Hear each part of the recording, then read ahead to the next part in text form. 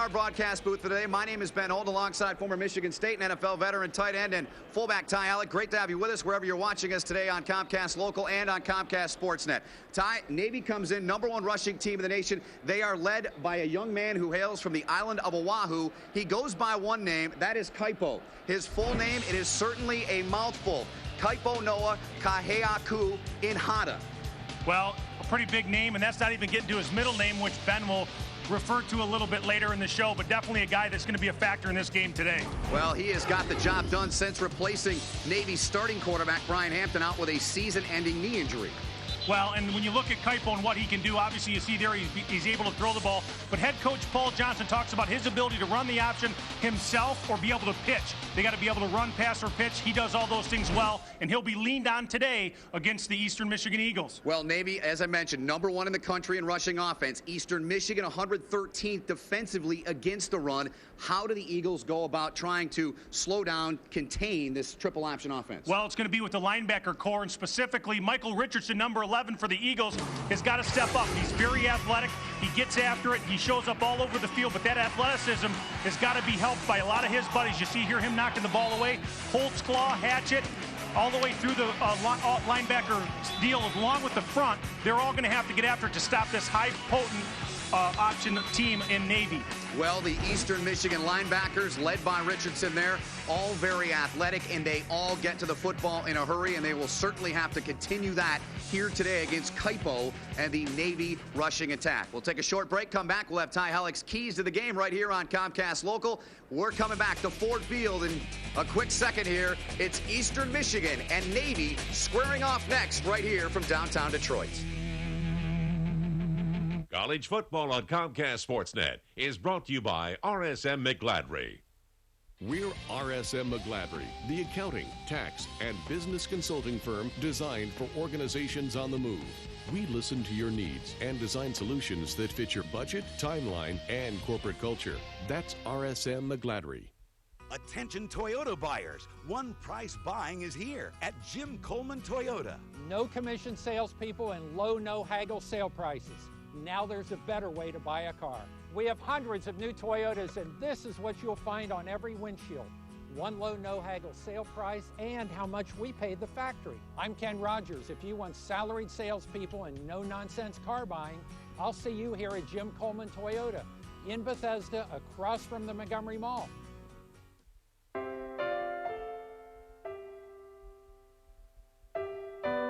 On your wedding day, it's all about the bride. Her dress, her flowers, her hair. But when everyone is looking at her, she'll be looking at you. So rent your tuxedo at Men's Warehouse, and you'll look almost as good as she does. You're gonna like the way you look. I guarantee it. College basketball. Comcast Sportsnet. Over 140 games. ACC. CAA. Pac-10. The local teams. All the action. All the drama. All season. College basketball. Comcast Sportsnet. ComcastSportsNet.com, your online source for local sports news, information, schedules, scores, sports night highlights, and more. Local sports on the web, ComcastSportsNet.com. Today's Mid-American Conference game is brought to you in part by your Metro Detroit Ford dealers. Visit ThinkFordFirst.com for locations near you. And by Bell Tire. We'll make you happy you came in. That's a promise. Welcome back to Ford Field. Time now to take a look at our keys to the game, and those are brought to you by ComcastLocal.com. Check that out for more information on our network, including schedules and channel lineups. It's all on ComcastLocal.com. Ty, take us through Navy's keys to the game. Their first key to the game is lock down Delorier. For whatever reason, when he comes to Ford Field, he's amazing. 5 TDs, 28 catches, 373 yards to him. He wishes this was the home away from home he always had.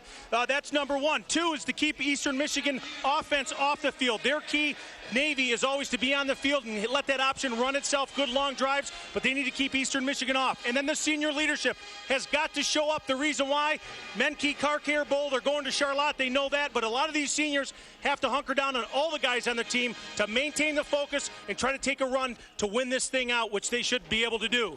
Well, let's take a look at Eastern Michigan's keys to the game. What do you have for the Eagles today? Well, first of all, they got to say who's got the ball. They got to figure out, is it the fullback, is it the quarterback, or is it the pitch man? Once they do that, they have to do it quickly, and they have to react and go and not second-guess themselves. They got to read quick, get after it, get downhill, and try to make a play. And then after that, they themselves, with those after they get through those quick reads, go make the tackles appropriately. And lastly, Eastern Michigan, have to have some long drives, because if you allow Navy to sit on the field and run the option the way they do, it's 324 yards a game, which means for a shorter game time-wise, but a lot of yards that you don't want to have happen. So Eastern's got to figure out a way to piecemeal it and keep themselves on the football field. All right, those are Ty's keys to the game. We'll take a break, come back, we'll tee it up and kick this one off between Navy and Eastern Michigan right after this short timeout. And we'll see if Eric Deslauriers and the Eagle passing offense can take care of Adam Ballard and the Navy rushing attack. We'll be back with the opening kick right after this. We see brilliant young minds designing software that helps students find the books they need, creating a way for musicians to connect online and jam, chasing ideas, competing in the Microsoft Imagine Cup, training for brilliant futures. Find out more. If it's Redskins coverage you want, then Comcast Sportsnet is the network for you. Sports Night, live reports, breaking news, the latest on the team. Redskins Postgame Live, complete analysis and live player reaction. Monday Night Live, an entertaining spin on the local sports scene. Get it all from the official cable network of the Washington Redskins. Sports Night, Redskins Postgame Live, and Monday Night Live. So check out Comcast Sportsnet, because nobody gets you closer to the Redskins.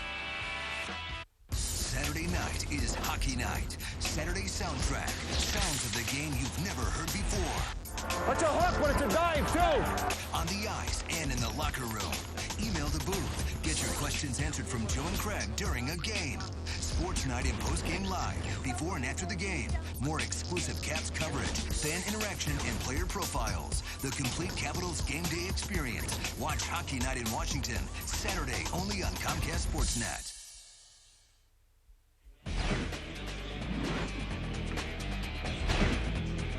Back here in downtown Detroit, great to have you with us. Ben Holden, Ty Alec, and all of our crew at Ford Field, the site of the third annual Collegiate Clash, and this is such an enormous day for both of these teams, Ty, but for Eastern Michigan, it's a really big day. They get a recruiting day here in Detroit, and it's certainly been a vital part of Jeff Jenick's building process in Ypsilanti.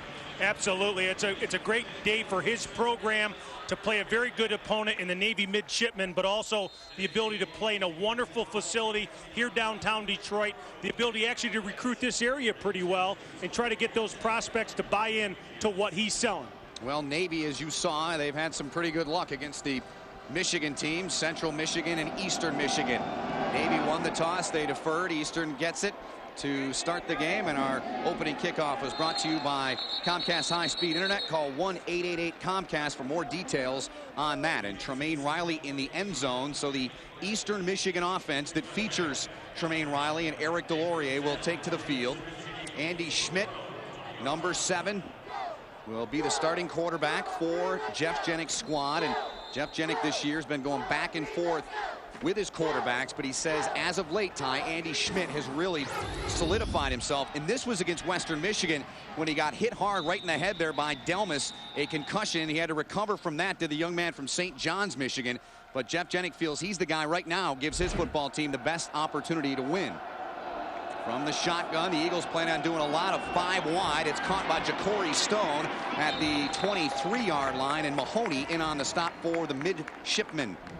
Well, we'll take a look at the starting lineups brought to you by your Metro Detroit Ford dealers. Visit thinkfordfirst.com for locations near you. Schmidt, Blevins gets to start at tailback. Riley, Stone, Deslauriers, the outstanding receiver. And the tight end is Bonner, Lang, Walton, Thomas, Fretz, and Ford up front for Eastern Michigan. Pick up a 3 on that pass to Ja'Cory Stone. Eric Delorier is to the bottom of your screen, and they'll hand it off inside. Will the Eagles, and they fake, in fact, good fake, faked everybody out, and that's a first down run for Andy Schmidt, the quarterback. Great job by Andy Schmidt, hiding the football, letting DeAnthony White, 5'8", 178-pound freshman, sneak through the middle. It appeared like he was actually had the football here, but a great fake. You almost think he has it, and around the left-hand side of your screen there goes Schmidt. And a pickup of 10 yards for Andy Schmidt, the young man. Had a great battle in spring and fall practice with Tyler Jones to get the starting job. Here's a pass, and it's caught.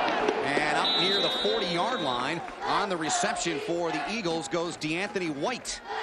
Here's a look at the Navy starters on defense, brought to you by your Metro Detroit Ford dealers. Visit thinkfordfirst.com for locations near you. Adams, Wright, and Chan up front. 3-4 scheme. Mahoney and Caldwell, outstanding linebackers. Clint Sobey in there as well. In the secondary, Price, Little, Keetrick Buffin, and Jeremy Miles is the rover for Paul Johnson and Navy. Second down and 4. Blevins gets the call, and Terrence Blevins hard running off the left side. He has the first down. Blevins in the game time because it has been a mash unit of injuries for Eastern's running backs. Well, it's been a terrible scenario. Multiple players going out, and they're quite frankly doing it by committee. I mean, they've got so many guys. They're talking about Jones, the backup quarterback, now getting after it, maybe having to get in there. So you never know where it's going to go, but Jeff Jennings has got to put somebody back in that running back position. He's going to lean on Blevins, but there's a lot of guys we'll see in that backfield.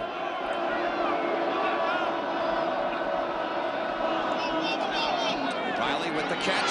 Jermaine Riley can't get away. He was double teamed there, and coming over to initially get Riley was Michigan native Jeff DeLees, number 17, who hails from Clinton Township, Michigan, attended Chippewa Valley High School, the only Michigan player on Navy's roster. And Ty, here's a look at all the injuries. Yes, Brokeback Eagles for certain. They have been banged up, and a lot of guys out for the year. Well, and invariably what happens is just like the last play to Tremaine Riley, you see little bubble screens and things like that they're trying to get to, which are just like run plays. Second down and 7. Schmidt, he's got all day back there to throw. Now he'll tuck it, try to run, and he can't get away. And a great play made around the ankle, getting that tackle for Navy was 95 in there, and that's John Chan, the senior out of California. Well, you'll see here in the middle of your screen, they set up play action. Nobody's open downfield, but John Chan just sits right back up in here, comes in to make the tackle on Schmidt. Good job, good positioning by John Chan, somebody that, one of those guys that Paul Johnson, quite frankly, talked about. Multiple guys he has that brings their lunch bucket every day, works hard, and gets after it. Great patience and a good play. Chan, a product of the high school football factory known as Concord de La Salle out there in Northern California. Third down and 5 here for the Eagles. Pressure coming from the outside. It's caught and dropped over the midfield line, and a sure first down, and that is a ball you have to catch, and DeAnthony White couldn't do it. Well, and you can see by the expression on his face, he's not happy that he wasn't able to get it. As you see Schmidt drop back here, nice pass, and right in his hands, he went to bring it down, and it just slipped right out. So unfortunate scenario not to be able to move the chains, but at least a decent drive to start for the Eastern Michigan Eagles. Well, that'll bring on the punter, Zach Johnson, who is one of 10 semifinalists up for the Ray Guy Award for the nation's top punter, and Jason Tomlinson is back deep. Navy has played 121 games without returning a punt, and they won't return this one. Well, they might. Now it's kicked on the run, so a little trickery turned in by Jeff Jenick and his squad, and this will wind up in real good position for Eastern Michigan. It is downed at the 15-yard line after the trick play turned in by Johnson. Well, you see now that this is kind of coaches following other coaches. You see these punting formations, but great job by Jenick to stretch it and get him pinned down deep into their territory. 10:58 left in this first quarter play. Eastern Michigan and Navy squaring off here in the collegiate clash. We'll see Kaipo and the Navy offense when we come back. When the game is over, turn to Redskins Postgame Live for the most complete Redskins game day analysis. Ryan Mitchell, Steve Zabin, and Chick Hernandez. Redskins Postgame Live, presented by First Fidelity Mortgage. Nobody gets you closer to the Redskins. Only on Comcast Sportsnet. The star of our menu is back in the spotlight. IHOP Super Rooty Tooty Fresh and Fruity Combos. 2 of our famous fluffy buttermilk pancakes topped with fruit and whipped topping. And they're starring alongside all your favorites. Starting at only $4.99. It's one famously fun deal. IHOP. Come hungry, leave happy. And don't forget to pick up an IHOP gift card for the star on your holiday list. I've been in this area all my life. I love it here. I know your teams because they're my teams. And if a story needs to be told, I'm going to tell it. This is what we do, the heart of local sports. I'm Chick Hernandez. 10:58 left in this first quarter. That is Paul Johnson, the head coach of Navy. He has had great success wherever he has been, Ty, and at Navy he has really built their program into a solid winner. The team, as you mentioned, already has committed to the Meineke Car Care Bowl. So Paul Johnson and his staff, they've done an amazing job in getting this program on the right foot. Well, you talk to Paul Johnson, 2 things. 1, he doesn't give these kids anything they can't do. And 2, he decided to take this because he was told he couldn't. Well, those were the passing numbers on Kaipo Noah. And Kaipo pitches, and right there to sniff that play out was May coming up from the secondary. Chris May with a great play. Let's take a look at the starters for Navy, brought to you by your Metro Detroit Ford dealers. The quarterback, Kaipo Noah, Kahea Kuinhata, along with Ballard, Campbell, Singleton. The wideouts are Washington and Tomlinson. And up front, an offensive line that, well, they're trying to get it together and play strong down the stretch here for Navy. Well, that #1 rushing attack in the nation, 324 yards a game. Navy has been one of the best rushing teams in the last 2-3 years. They just get it done. And, of course, as I say that, they throw, and the pass is caught at the 22-yard line by Jason Tomlinson. Well, I don't know how many times you're going to expect to see this, but a pass, we might have to keep that one for replay later for sure, just due to the limited times they actually do pass. Just 5 attempts last week against Duke. Kevin Howe, Josh Hunt, Jason Jones, Eric Young. Good defensive front. The linebackers, Matthews, Holtzclaw, Richardson, and Hatchett's in there as well. They shifted it up, and they played just 3 defensive backs. Smith, May, and Bracey were the 3 that started, but you will see plenty of Jacob Wyatt, who's another one of their safeties back there for the Eagles. A 3rd and 3 upcoming here. Kaipo, he'll pitch. And a first down is picked up by Navy. On that option was Reggie Campbell out of Sanford, Florida, and a first down and 10 for the midshipmen. Well, you'll see it set up here. They're going to bring the guard back and lead back on the option, and then coming from here will be the free safety that they leave. Chris May, he comes down and makes the play, but not enough to stopping before they get the first down. Well, Campbell has something in common with the guy you played with, Ty Halleck, Barry Sanders. They each scored 5 touchdowns in a bowl game, and Campbell did it last year. Kaipo looking down the middle. He's got a man out there. It's Campbell. It's caught. Campbell makes a move at the 30. Richardson will get to him and yank him down at the 22-yard line. So the midshipmen going aerial on this drive, and Reggie Campbell with a huge gain right there for Navy. Well, a phenomenal setup off the run. He's going to get vertical down the seam. You'll see it off on the right-hand side here. He's going to get vertical on this seam route and get behind the defender as you come off the play-action pass from the run previous. He gets down and makes the catch, and then you'll see Dewan Bracey come out off the side there and almost make the tackle, but a great spin move by Campbell to get down deep. Back out live and back to the ground for Navy. And they'll pick up close to 5 yards, and there's the big fullback. Ty, I know a guy you are looking forward to seeing play, Adam Ballard. Tough customer in there, and he gets a lot of touches. He is one of the fullbacks for Navy, and they call those B-backs, the slot backs. They're the A-backs in this triple option offense. Well, and he's certainly a focal point. Just tough, hard-nosed, grind it out. Play after play, he can get the ball and get those tough yards up in the middle of the field. Ballard, 6 career 100-yard games. They go right back to it. Ballard down inside the 5 and yanked down in there by Matthews. As Adam Ballard, some power running right up the middle after that 50-yard pass to Campbell. Now a 15-yard run by Ballard. You'll see here just good down blocking there. The Eastern Michigan guys getting themselves spun around, and great tough running by Adam Ballard. And Ballard limping off the field native of Louisville, Texas, and his numbers last week, Ty, I mentioned those 6 career 100-yard games. That was number 6. So here goes the Navy offense down near the goal line, and Eastern Michigan standing tall on this particular play. And they get the stop in there, and on the tackle, that was 54, Andre Hatchett. We talked about him, and they had to employ this 4 linebacker scheme to try and contain, slow down the triple option of Navy. Well, and that's keeping some guys off the ball, Andre Hatchett and Darren Matthews in there, but that's the linebacker play that has to happen in order to keep these guys from Navy from just flying down and making all these scores off the triple option. Kaipo under center. To in the backfield, and Kaipo will try to get in, and I'm not sure he did. Richardson came up and gave him a second lick there, number 11, and they're spotting that about a foot short of the goal line. And it all starts right in the center of your screen here with the guys in the middle, Josh Hunt and Jason Jones. 2 guys that Jeff Jennings said had to show up, the defensive tackles. That push right there allows the linebackers to get up and make the play. Phenomenal play for the Eagles. Here showing a little resilience against this triple option. 3rd and goal. Closing in on 7 minutes to go in this opening quarter of play.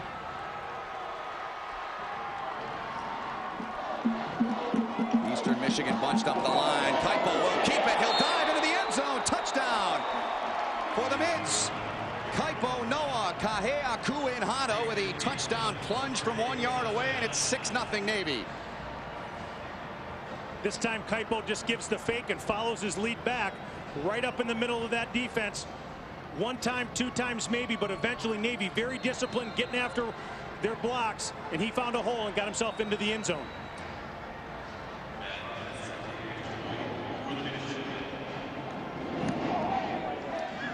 Seven 0 Navy on top. Kaipo Noah Kahea Kuinhada from the island of Oahu, from Kapolei, his hometown. A town of 25,000 people, and his mom wouldn't let him play football until he was in junior high in 8th grade. But man, has he made an impression in his time as a starting quarterback with Navy so far. The High School Spotlight on Sports Night. An inside look at the exceptional local student athletes and high school programs making a difference in our area. Watch the High School Spotlight presented by BMW of Sterling on Sports Night at 10, only on Comcast Sportsnet. We're RSM McGladrey, the accounting, tax, and business consulting firm designed for organizations on the move.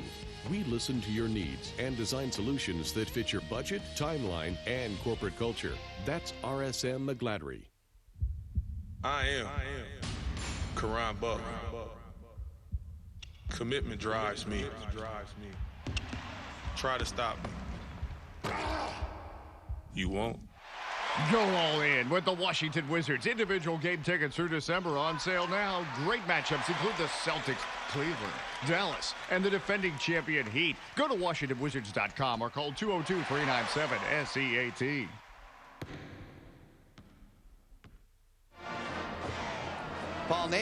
Paul Johnson and Navy, I should say, beg your pardon, on top 7-0 here on Eastern Michigan. Ben Holden, Ty Halleck, and third member of our broadcast team is Clarence Black. He's down on the field. Clarence, I know you're dried out from last night. You got to be thrilled to be in here. What's the mood down there? Yeah, a little less wet than last night. Actually, Ben, you know, it's interesting, that last drive was about just a little bit over 4 minutes.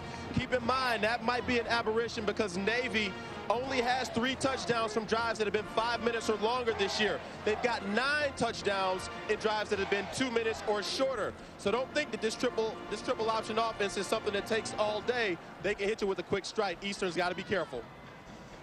All right, Clarence, thanks. There is a scoring drive. 9 plays, 85 yards, 405.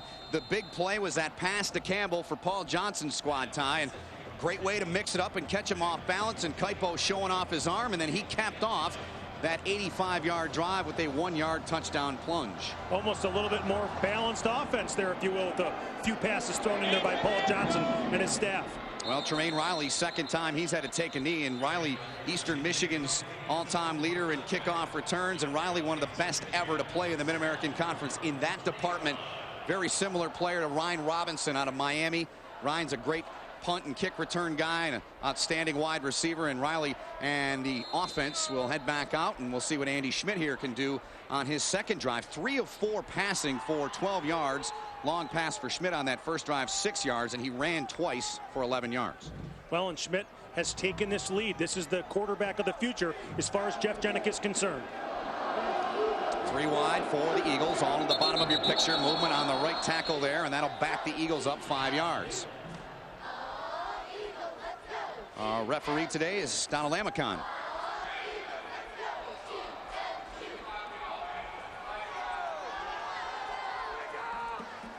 You know, sometimes those big guys get moving, and it's kind of hard to stop. If you're Courtney Ford at 6'5", 302 pounds, you get one little flinch. It turns into an awful big movement. Well, Jeff Jenick, his football team is 1-8, but this team, you look at Western Michigan and Central Michigan, the teams we saw last night up in Mount Pleasant, and those teams have been fortunate. They've played hard. They've got a lot of breaks. Eastern, they played hard.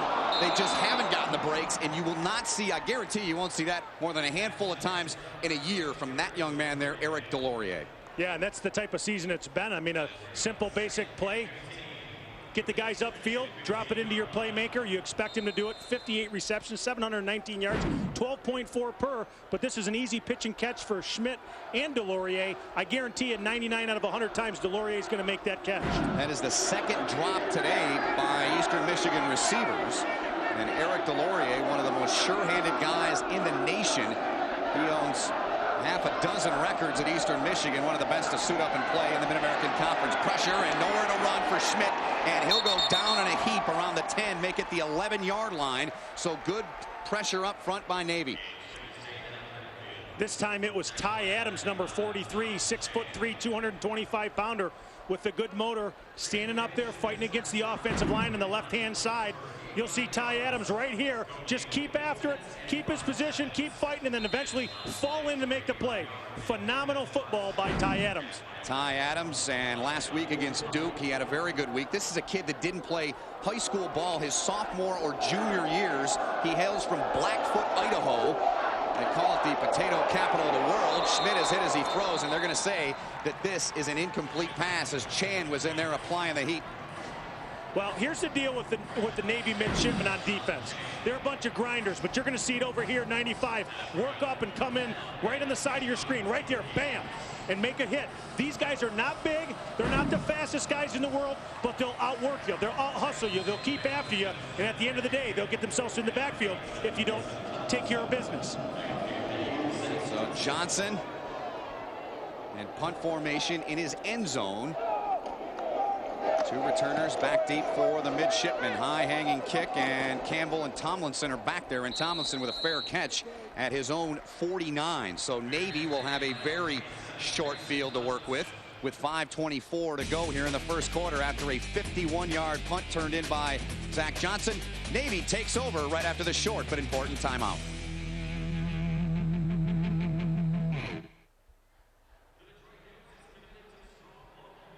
Net Impact, the show that goes beyond the box score to explore the emotion and drama of sports. This month, the decline of African Americans in the major leagues. You can definitely see that there are less blacks for whatever reason. Teams aren't taking as many chances on them. How did this trend start, and can it be fixed? Plus, an Israeli basketball team escapes war in the Holy Land for a tournament in the United States. It makes you forget about what you've been through.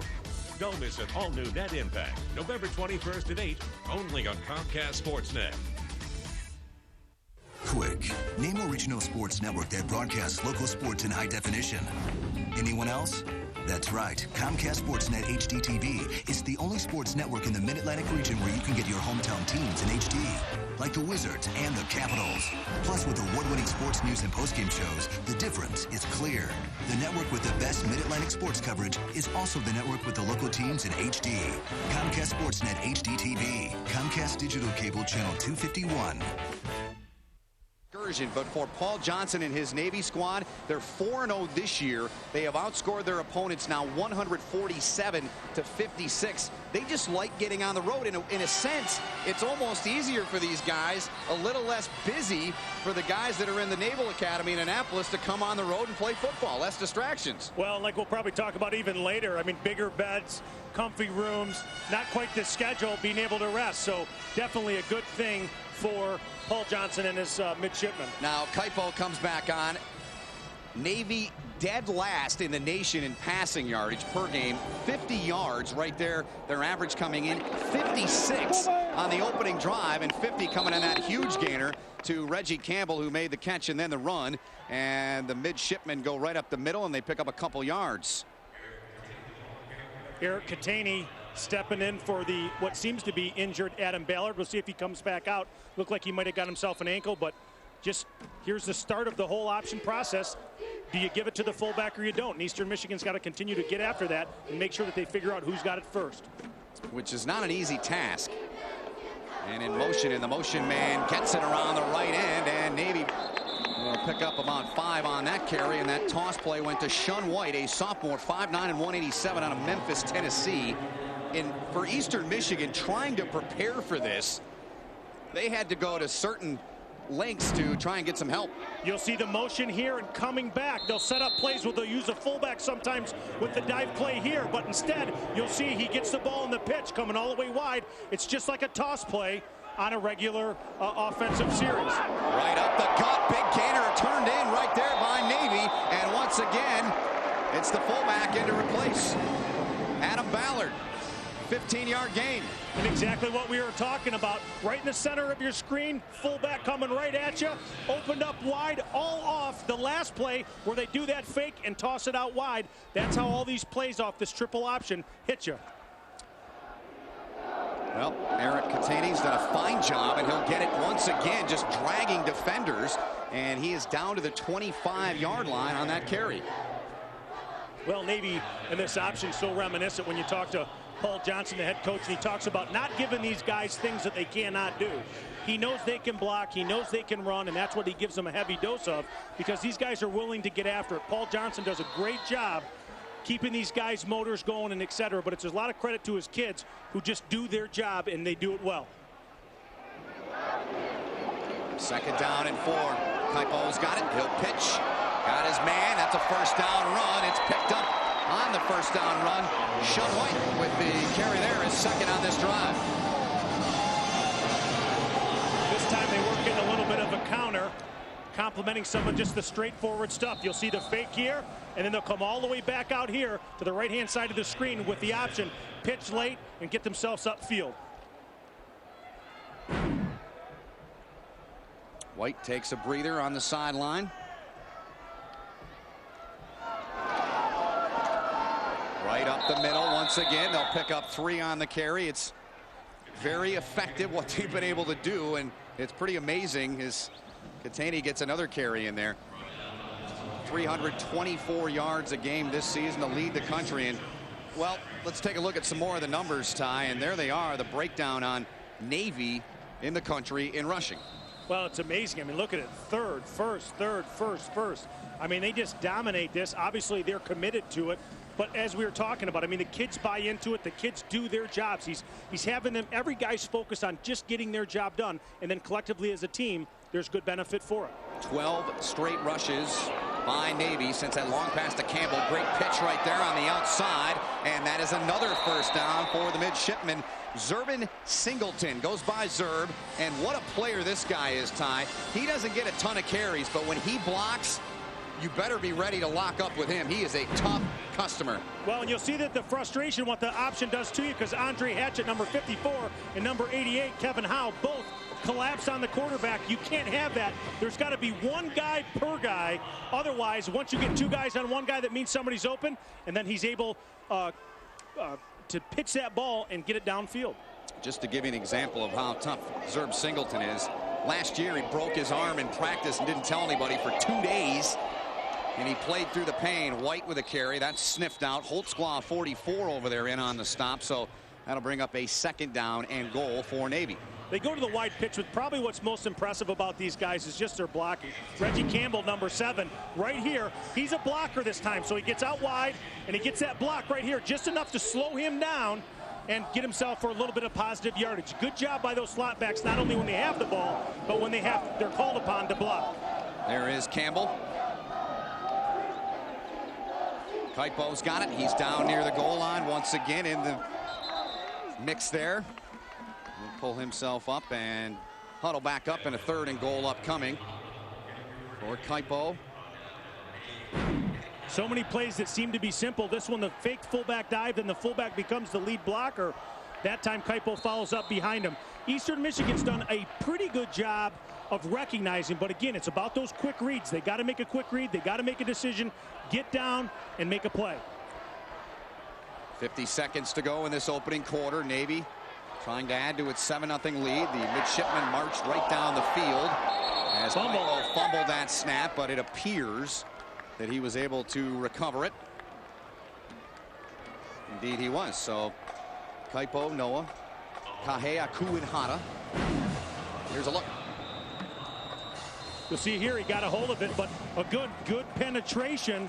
Very good penetration by number 83, Jason Jones, to knock him away. Watch how he knocks the center back, and then it hits the ball. Number 83 there, burying his head down and punching back in there. Well, there is an injured Navy player down. And can't see exactly who it is at this point. The clock is stopped with 29 seconds to go. And Navy leading 7-0. Here on Comcast Local, you can tune in this Friday for high school football playoff action on the Comcast Local Varsity Showcase.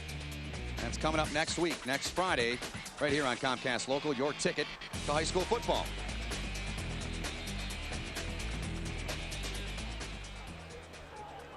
So the injured player is up, Ty, being helped off.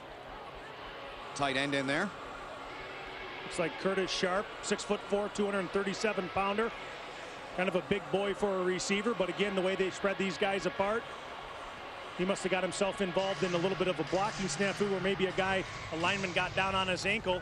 Happens quite a bit, especially interiorly there, with bodies flying all over the place with that tight-knit option offense when you're going in the middle of the field. So it's 4th down and goal from the 1. Navy with Kaipo under center. Eastern Michigan bunched up. Kaipo, great fake. He's going to throw it to the end zone. Wide open, caught. Touchdown, Tomlinson.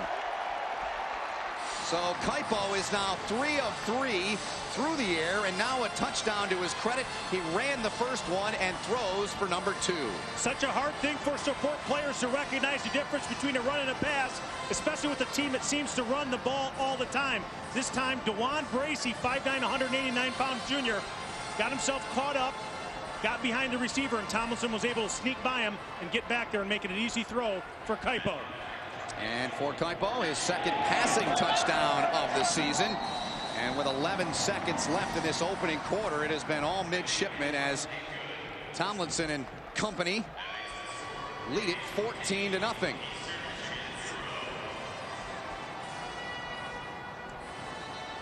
And we'll take a timeout here. We'll come back right after this as Kaipo Noah Kahea Kuinhata has done it with his legs and now his arm. It's 14-0 Navy. College basketball. Comcast Sportsnet. Over 140 games. ACC. CAA. Pac-10. The local teams. All the action. All the drama. All season. College basketball. Comcast Sportsnet. Don't just talk about school pride. Show it on your air conditioner or heat pump with the new Affinity School Colors series from York.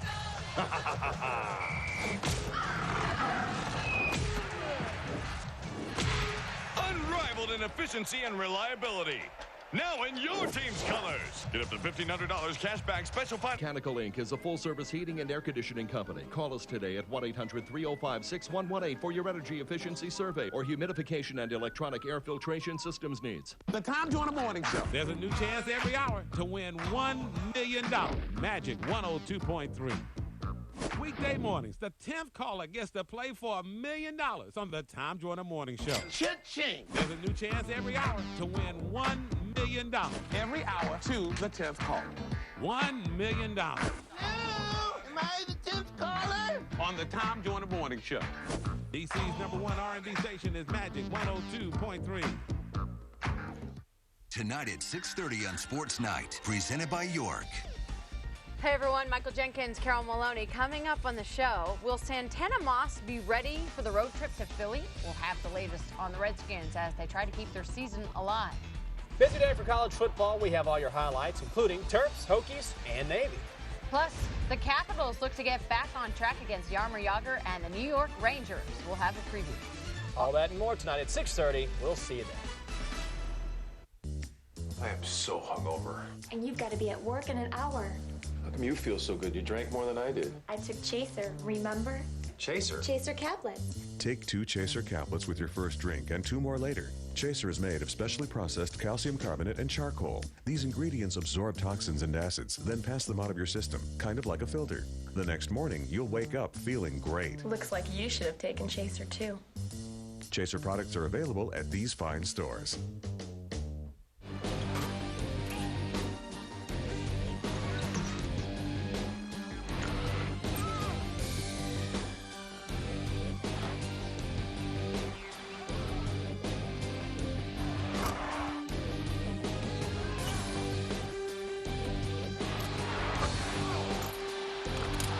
Wizards on Comcast Sports Net.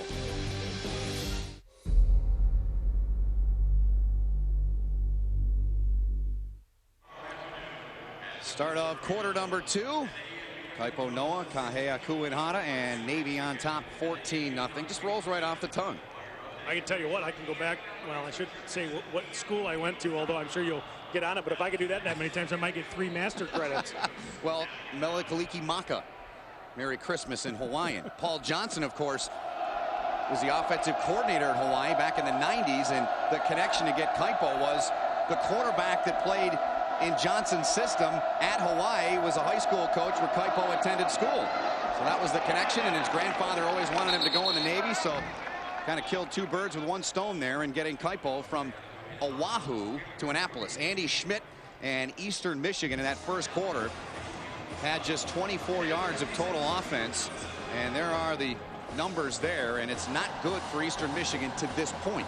Well, it's because of guys like David Mahoney, number 40, and number 57, Rob Caldwell there, that showed great patience, let the play develop, and then stepped up, read it, and made a good play.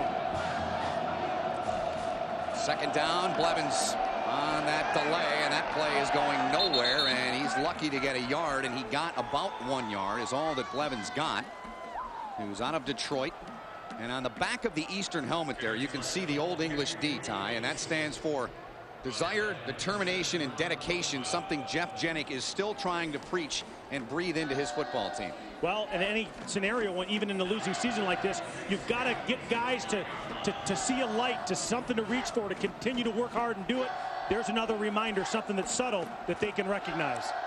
3rd down and 6. Eastern Michigan 0 for 2 on 3rd down thus far. 5-wide package. It's caught.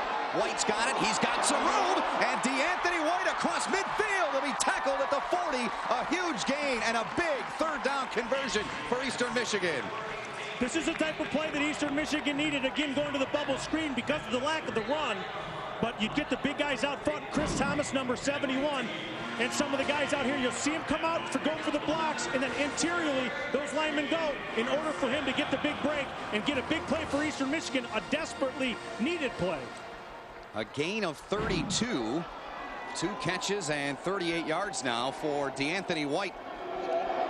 Freshman from Kennesaw, Georgia. At the 39, 3 wide this time. Delorier to the bottom of your picture. Blevins in the backfield with Schmidt. Blevins will get the call, find some room up the middle. So Eastern Michigan energized after that big play and that big 3rd down conversion. And so many times that's what football's about. That's what life's about. I mean, you got to have something positive happen to you. You believe it. That play the last couple times with Blevins has been completely stuffed. You have a big play, guys are energized, they hunker down, they do their job, and Jeff Jenick gets excited because he's starting to see his guys execute the offense that he's established. 2nd down and 5 for Andy Schmidt, barking out the signals. Jeff Jenick loves the way that Schmidt has also turned into a leader on this Eagle football team. Great fake turned in by Schmidt there. Gets outside, still on his feet, taken down inside the 25. He's all the way down to the 21-yard line. This time it looked like they caught one of the defensive ends peeking. Thought he saw the ball stuck in there, ran right down, and it's exactly the way the play's designed for Schmidt to fake it and come around. You see here, 83 rushes, 332 yards. He is a pretty good athlete. You'll see the defensive line come running down the field right there, trying to tackle the fullback. It opens up that whole right side of the offense, and Andy Schmidt's able to take advantage of it. Very good athleticism by Andy Schmidt. This time it's Blevins. Banging helmets down there. Ball looks like it popped loose. They're fighting for it down there.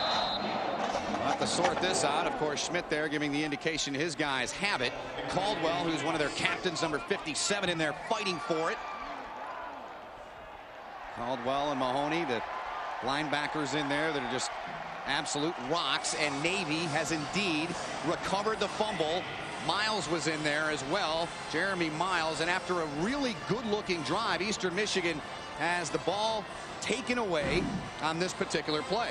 Well, it's terrible here. Just as he's going down, you'll see just a basic hit that pops the ball out down at the bottom of the pile there by number 8, Jeremy McGowan. He just comes up. He was going down. It's good, tough, hard running. But that hit, it may look like his knee was down. They're going to do it. His knee may have been down.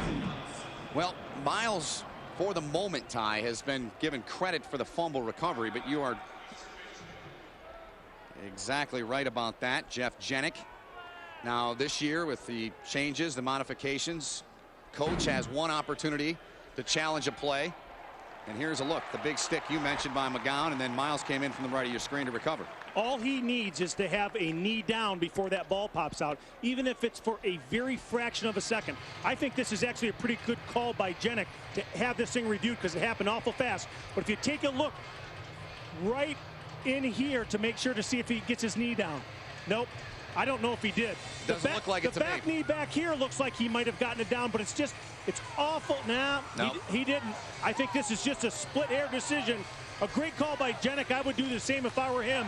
But unfortunately, you can see there that looks like the ball pops out before both knees get down. Great job by our guys back in the tape room, Mike Smith and all his guys back there, and that's a great look at it. And I'm with you, partner. That certainly, to me, will stand as called on the field, but Jenick indeed did use his challenge. So he'll have to await the review in the booth here at Ford Field. And you know what? And real-time speed, you got to make that call, I think, if you're Jenick. The great news is you do have great cameramen that are zoomed in there. They get a good shot. So the officials, when they go to review it, they can see exactly what happened and make the right call. That is exactly what it's there for. But everybody benefits in that. Great camera work, great officiating, great coaching, etc. All they want at the end of the day is the right call, and that's what we get. Absolutely. 11:50 to go in the second quarter. And for Eastern Michigan, mentioned their record 1-8, but man, oh man, they have been involved in close finishes in 6 of their last 7 games. Their only victory came against Toledo. 17-13 victory last weekend. Eastern Michigan lost 16-10 to Ohio, one of the better teams in the East Division of the Mid-American Conference. And yes, those numbers right there, very, very tough to swallow. And that's what we were touching on earlier. Western Michigan, Central Michigan, a couple of teams that have really turned it around. They've gotten breaks, and Eastern Michigan, you know, their time's coming, but right now it's not, as the ruling on the field stands. Kind of reminiscent of the season, but you know, when we did Central Western last night, Central Michigan, Western Michigan last night here on Comcast Local, we talked to some of the coaches, and afterwards I had a chance to talk to Brian Kelly. Utmost respect for Jeff Jenick. What a powerful program he thinks he's implementing. He's got a bunch of young guys that are coming back next year, but he said this is bar none one of the toughest teams he'll play physically all year. Well, they've only got 6 seniors that they really play, and so the future certainly would appear bright. Here's Campbell. He is very bright. Great running by Reggie Campbell out near the 30-yard line, and Campbell with a big gain of 20 yards. This time you talk about Eastern Michigan and their defense and how you get guys in position to make plays. You'll see at the end of this play here, 97 come in here and almost get a tackle. Excuse me, number 92. Almost get a tackle. Eric Young, 6'2", 235-pound junior. But if you don't get a guy like that down right away, Navy's going to exploit it. Well, let's go down to Clarence Black, who's got an update on Adam Ballard, the fine fullback who's left the game. Clarence. Yeah, guys, Adam Ballard actually went into the locker room right at the beginning of the second quarter, has not come out. The unofficial official word, left high ankle sprain, return from what I'm hearing is doubtful now. If Eastern would have scored on that and it's a 7-point game, he might have returned. So guys, again, Johnson's going to have to decide if this game gets close. Does he want to bring him in? But left high ankle, Ty, Ben, you know, very dangerous. All right, thanks, Clarence. Good work down there. Ty? Well, you see the fullback in the middle here picking up the first down, but I can tell you this. Anytime they say high ankle sprain, not good. They linger, they hang around. Known a lot of guys that have gotten them, and it's not an easy injury to come back from. That's a big blow to Mr. Johnson and his football staff there here at Navy, because Adam Ballard is a big part of that triple threat option. Well, Cattane's getting those carries now that Ballard normally would get, so an opportunity for him to come in a situation for Navy, a team that's already clinched a bowl game. They need to have Ballard healthy. Great work in the backfield right there, turned in by Jason Jones, who entering this football game was 3rd in the country in tackles for loss.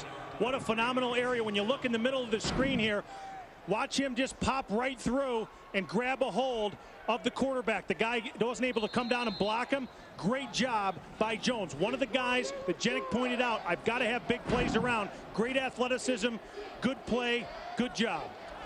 Jones, outstanding year out of him. He's 2nd in the MAC behind only Amir Ismail in tackles for loss. Ismail up over 20 downfield. It's caught. Campbell, what a play. And what a play to keep his feet in bounds. Reggie Campbell's come up with 2 huge receptions here for Kaipo.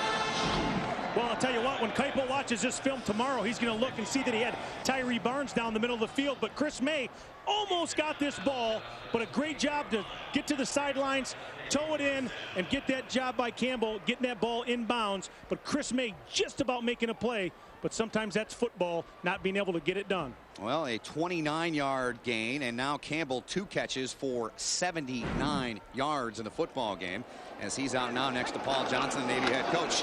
Right up the gut. Cattane's got it again. He is running tough. He's running hard in there in place of Adam Ballard. Well, he's a very similar back to Adam Ballard. 6'1", 220 pounds. He's a sophomore. He's in there. Cattane's getting a good load, but he's a very physical back as well. Good job by him, continuing to pound it in the middle of the field. 2nd and short upcoming for Navy. Kaipo 4 of 4 for 86 yards and the touchdown throw to Tomlinson on the last drive. Fullback gets the ball. Eastern Michigan there. Hatchett, first man to get to him. Got some help there from Kevin Howe, 88, their captain, and Matthews. This time Eastern Michigan able to fill up those gaps, make the back bounce to the outside. And that's exactly what Andre Hatchett's doing. You see all this in here is blocked up. He's got to bounce outside, and Hatchett comes in and drills him right in the kisser. Numbers there on Eric Cattane, 8 for 51. Easy to pile up numbers in this triple option offense. The only other team in the country that runs it, go figure, is one of the service academies, and that's the Air Force Falcons out in Colorado Springs. Navy's got it down to a science. Kaipo on the fake. Holtzclaw right on the back of him, 44. I haven't mentioned Daniel Holtzclaw's name a whole lot today, but he is quite a story. Made his way to Eastern Michigan, did Holtzclaw, from Oklahoma, was planning to walk on and be a part of the Oklahoma Sooners program, but Jeff Jenick had a linebacker he was expecting to get out of Detroit. Things fell through there, so Jenick called a good friend of his, Kevin Wilson, an assistant coach out at Oklahoma, and said, look, you got a linebacker, you got anybody I can look at? He found about 30 guys, and they found Holtzclaw in there, and he's been a rock in the middle for Eastern Michigan the last couple of years, just a sophomore. Fake by Kaipo. He'll pitch inside the 10. May there to meet him. Matthews, and that's Shun White, number 26. And herein lies the issue with that option when you're playing against it. It's who gets to the pitch guy, and typically it's a support player, a safety coming out from 10, 12 yards back. But you'll see here, he fakes to the fullback, he comes out here, he's taken right there, and he's able to pitch, but a safety's got to come down and make the play. That's tough when you're 12, 15 yards back sometimes to get up and not make it such a positive play, but good recognition by Navy, good pitch by Kaipo, and away they go again. White coming off his Best game of his career at 5 rushes for 85 yards last week. Kaipo to the end zone. Touchdown, Navy. So Kaipo strikes again. He's been involved in all 3 touchdowns. He's rushed for 2 and thrown for 1. Kaipo Noah Kahea Kuinhana and the Navy midshipmen lead it 20-0. This is not at all what Jeff Jenick and his guys wanted to have happen. You'll see here in the middle of your screen, he's going to fake to the fullback and then follow him right up the gut, right off the counter play. And there you see he gets lost in the shuffle, and then it's pure athleticism, which he has.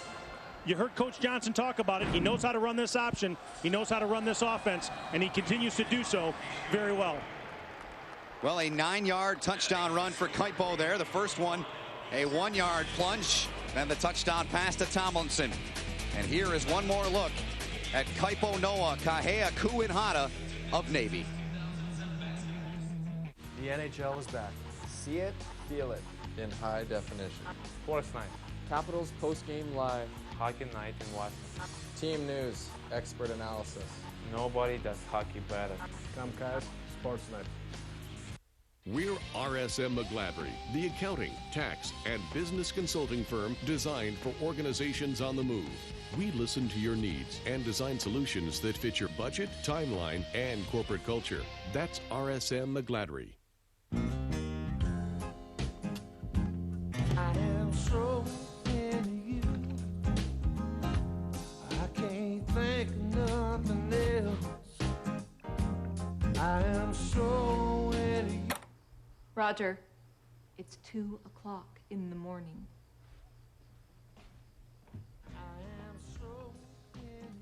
Texas Pete hot sauce. It's the bottle with the cowboy. Also try Texas Pete Buffalo wing sauce. Back here at Ford Field tonight, join us from Yost Ice Arena in Ann Arbor. Scott Parson, the Nebraska Omaha Mavericks take on TJ Hensick and the Michigan Wolverines.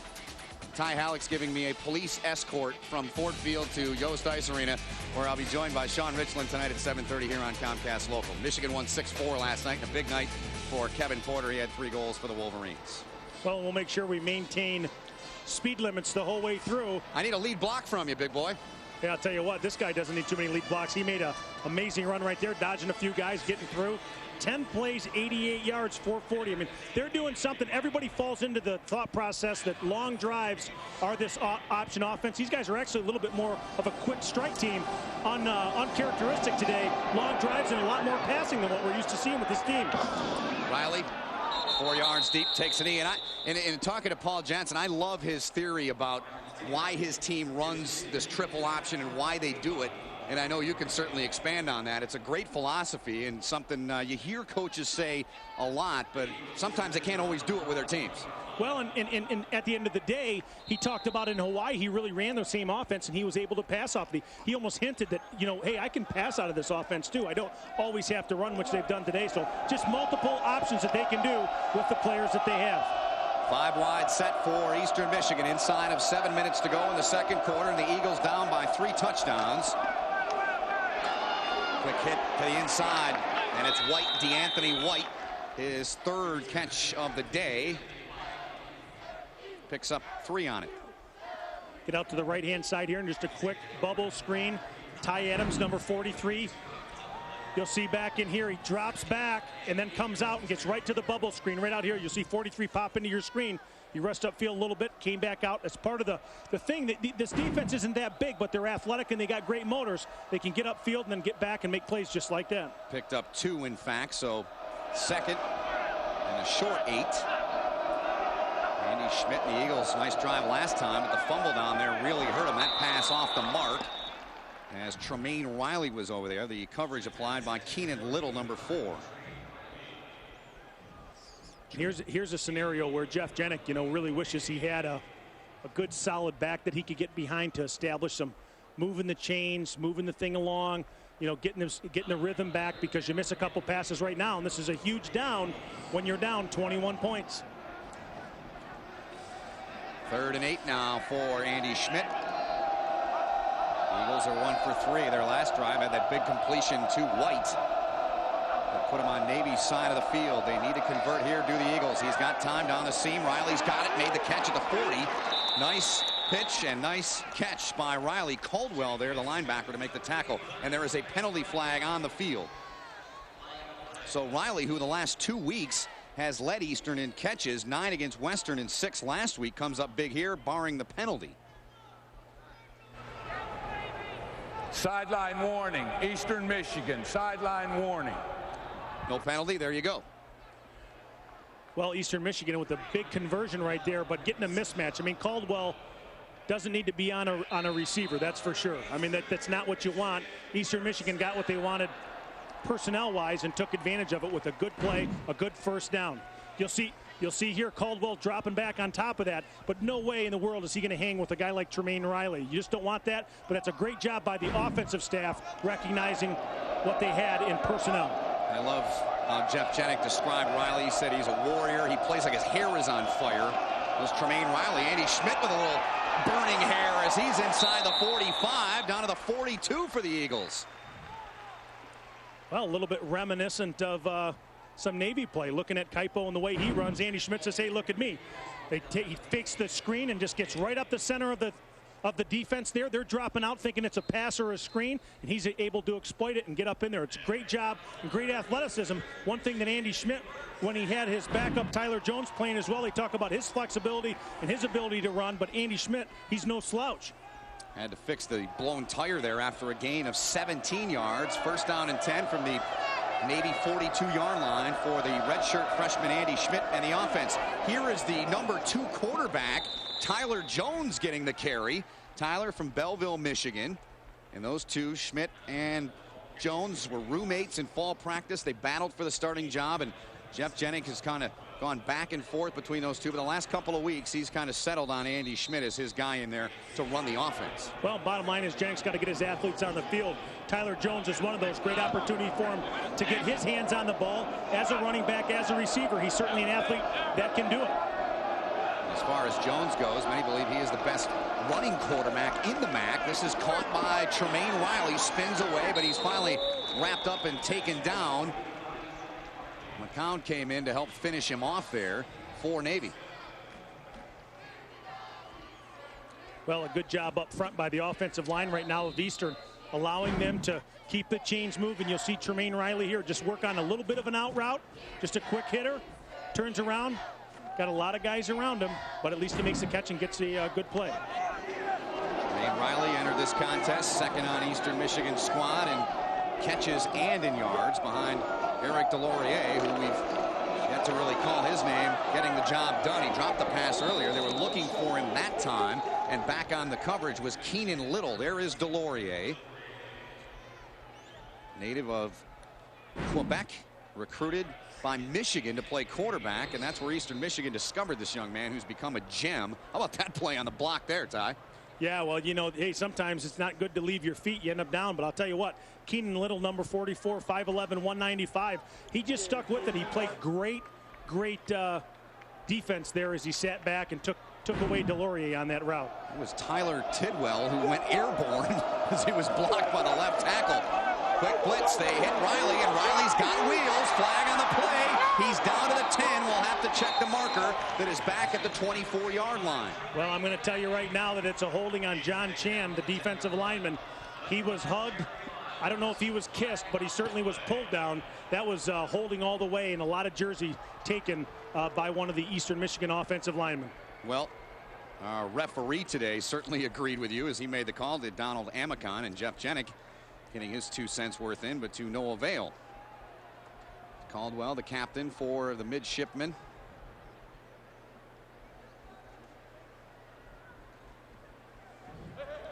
Holding. 71 of the offense. 10 yards from the spot of the foul. Still second. Well, Chris Thomas, 6'4", 307-pound senior, certainly got out there and he was getting after John Chan on that screen. But you'll see it. 71 right here. He's going to work himself out against John Chan. And as he comes back in, you can see here he hugs him. He's pulling. He's tugging. He's doing everything to not let him get there. And unfortunately, he got caught. So it's second down and 12 now. 3:45 to go. That pass is intercepted. It's picked off by Navy, and it's into the arms of Jeremy Miles. So 2 drives for Eastern Michigan that have come together and produced some yardage and some movement have been cut short by Navy's defense. A fumble, and now the interception. 28 yards on the return by Jeremy Miles. So Andy Schmidt and the Eagles continue to struggle offensively.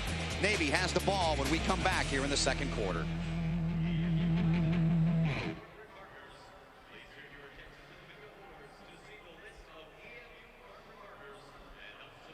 Tonight at 6:30 on Sports Night, presented by York. Hey everyone, Michael Jenkins, Carol Maloney. Coming up on the show, will Santana Moss be ready for the road trip to Philly? We'll have the latest on the Redskins as they try to keep their season alive. Busy day for college football. We have all your highlights, including Terps, Hokies, and Navy. Plus, the Capitals look to get back on track against Jaromir Jagr and the New York Rangers. We'll have a preview. All that and more tonight at 6:30. We'll see you then.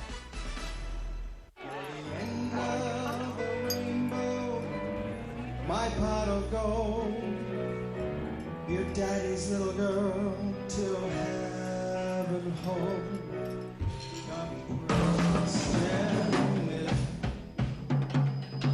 It's easy to tell if you've had way too many. But what if you've had just one too many? Buzz driving is drunk driving. Explaining to the teammates how he made the play, of course. Well, that, and he's probably telling, hey, why don't you guys throw me a few more blocks?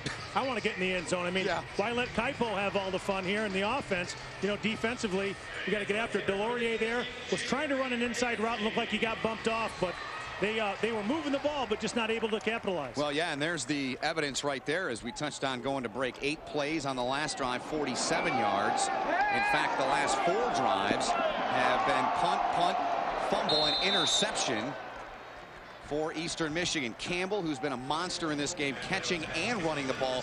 More catching it than he has been running it thus far. Reggie's got 2 catches for 79. And running the football. It's up over 30 yards now. Well, I tell you what, there's a heck of a lot more passing going on in this game from Navy than we ever thought we would have saw. Well, Paul Johnson's team last week attempted 5 passes. This week they've attempted 5, and Kaipo is 5 for 5 in the contest. Well, it's just so tough. These guys are so geared up for the run. They're trying to get in there and stop the option, stop the play action. Part of it, you know, because that's what you bite on, and they're doing that, and Navy's got just wide open receivers, and Campbell has, quite frankly, really been the beneficiary of that quite a bit, making some big plays, toeing the sideline, getting wide open in the middle of the field, doing a great job. Kaipo getting him the ball, but Campbell also doing something with it after he catches it. Matt Hall, gain of 6, first carry in the game for Hall. Kaipo, he's going to the air again. He's got a man wide open. Tomlinson, that was 6 for sure, as Tomlinson had Bracey beat, but that ball was just out of the reach of Jason Tomlinson, who's already got a touchdown in the game. And Tomlinson, 2 catches and 7 yards. Well, Tomlinson, 6'1", 208. Don't think that Coach Johnson and his staff don't know about matchups against a 5'9", 189-pound DeJuan Bracey.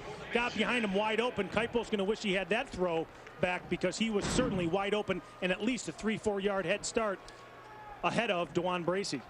Well, Tomlinson has been Navy's top wide receiver this year and pretty good career. Now Kaipo will keep it. Great heads-up play. So tough to defend that play when you've got the kind of speed, some call it dynamic speed, from Kaipo. Well, and that's the thing. The option tries to get guys to try to make a decision. And when you're coming downhill as a defender, and you have to decide to get that guy or this guy. And when you step out like he did, you got to rely on your buddy to be there and get a hold of you. Holt's claw was there, not quite fast enough, and then Darren Matthews came in to stop the play. 1st and 10 now from the 29. Kaipo looking down the middle again towards the end zone. Up, it is caught. Touchdown, Navy. What a catch turned in right there on that throw. Tyree Barnes comes up with it. What an unbelievable play by Navy, and Kaipo with the deliver of a throw, getting back behind the Eastern Michigan Eagle defenders. What a great execution in this passing game. Something that Paul Johnson talked about. Hey, I threw the ball to Hawaii. I can throw it here too. He's definitely doing it here today in Detroit. Tyree Barnes, a 29-yard touchdown catch, just his 4th catch this season. And for Barnes, his first touchdown of the 2006 season. And with 2 minutes and 1 second remaining, Navy has pushed it to a 28-0 lead on the touchdown catch by Barnes. So Kaipo, he's done it twice with his legs, now twice with his arm. Navy leads it 28-0. Tickets are on sale now for Comcast Sportsnet Night with the Caps. When you buy tickets to the following high-profile matchups, you'll receive cool Caps gear, a ticket, and food coupon. Just stop by the Comcast Sportsnet booth on the concourse, log on to ComcastSportsnet.com and WashingtonCaps.com for more. Don't just talk about school pride. Show it on your air conditioner or heat pump with the new Affinity School Colors series from York. Unrivaled in efficiency and reliability. Now in your team's colors. Get up to $1,500 cash back, special financing, or 10-year extended warranties on selected products. Contact your nearest York dealer to order yours today. For all of your HVAC needs in the Southern Maryland area, call Southern Pride Service today at 1-800-936-2665. The power and the pride of Terps football. And Sports Night brings you more in-depth Maryland coverage. The latest on the team, analysis, news, a region report. Your all-access pass to Terps football all season long. Sports Night, only on Comcast Sportsnet. Well, Navy's offense has been perfect thus far, and Kaipo, Noah, Kaheaku, and Hata, he has gotten the job done here 4 times now. Well, it's a great job because this play is designed on the outside post to come in right to the center of the field. Kaipo drops back, and he is to put it right towards the goalpost, which is exactly what he did. Tyree Barnes runs a great route and gets behind the sophomore Lyle Garrison, 5'8", 170 pounds. Probably got caught biting a little bit, and a great pass and an awesome catch by Tyree Barnes. Eastern Michigan will get it back. 2 minutes to go until halftime. Wiley from the 3-yard line, and Tremaine trying to break one here. Out across the 25, where he's taken down there. So Andy Schmidt in the offense, they'll have 1 minute and 50 seconds to work with. These are their last 2 drives. There's the kicker Harmon, who's seeing time today because their other kicker is out with a strained groin. So Harmon gets the nod today in the kicking game. 5 plays, 57 yards. This the shortest of all the Navy scoring drives, just 1 minute 35, and the 29-yard catch by Tyree Barnes, his first touchdown of the season. Schmidt felt the pressure, now looking for a first down. He's got it. Tough running by Andy Schmidt. As he's across the 40, they'll move the sticks. Good recognition by Schmidt to get some good positive yards. As all the defenders for Navy drop back and open up the middle of the field, he's able to get himself in the center of that defense and get some good positive yards to try to get him across midfield and hopeful score before the half. 15 yards on the run. Schmidt entered the game, leading rusher for Eastern Michigan. He'll go to the air. Delorier makes the catch, and Eric Delorier gets the foot down in time. And there's a play they let just happen. He runs the corner route, and they let it happen, and he gets himself wide open. You're going to see him come down like this and head right out here with this receiver stepping down. Jumps up, catches the ball. They got to let plays happen like that, because when Schmidt pressed, he ended up throwing the interception. Let the plays happen, and Eastern Michigan will be fine, and they should be able to move the ball downfield. Riley's wide open down there, but Schmidt can't get it to him, just throws it away, and the clock stopped with 1:17 to go. Back to Delorier for just a second. Ty, you touched on it in our keys of the game, but we'll bring this up again. This is Eric Delorier's, well, it's been his field in his career. 2 games here, 5 touchdowns, 28 catches, 373 yards. He has been amazing at Ford Field. Absolutely, and you can see the double team back here. They have a ton of respect for him. Don't think Paul Johnson doesn't know those stats. That's how they go in here and scout. But I can tell you this, if they just run their offense and Delorier does what he does well, then Schmidt will be able to get him the ball. They don't need to press. Force from the pocket, Schmidt taken down at the 35-yard line. Clint Sovey in on the tackle. Been banged up a little bit, but getting back on the field today. I can tell you what, I'm very impressed with Andy Schmidt. You can see why Jenick likes him so much.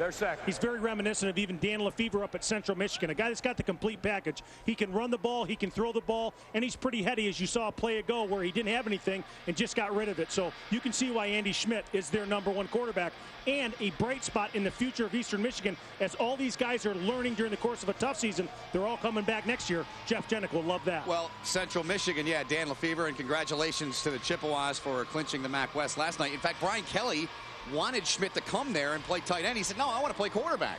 So that's why he took his game down to Ypsilanti and Jeff Jenick.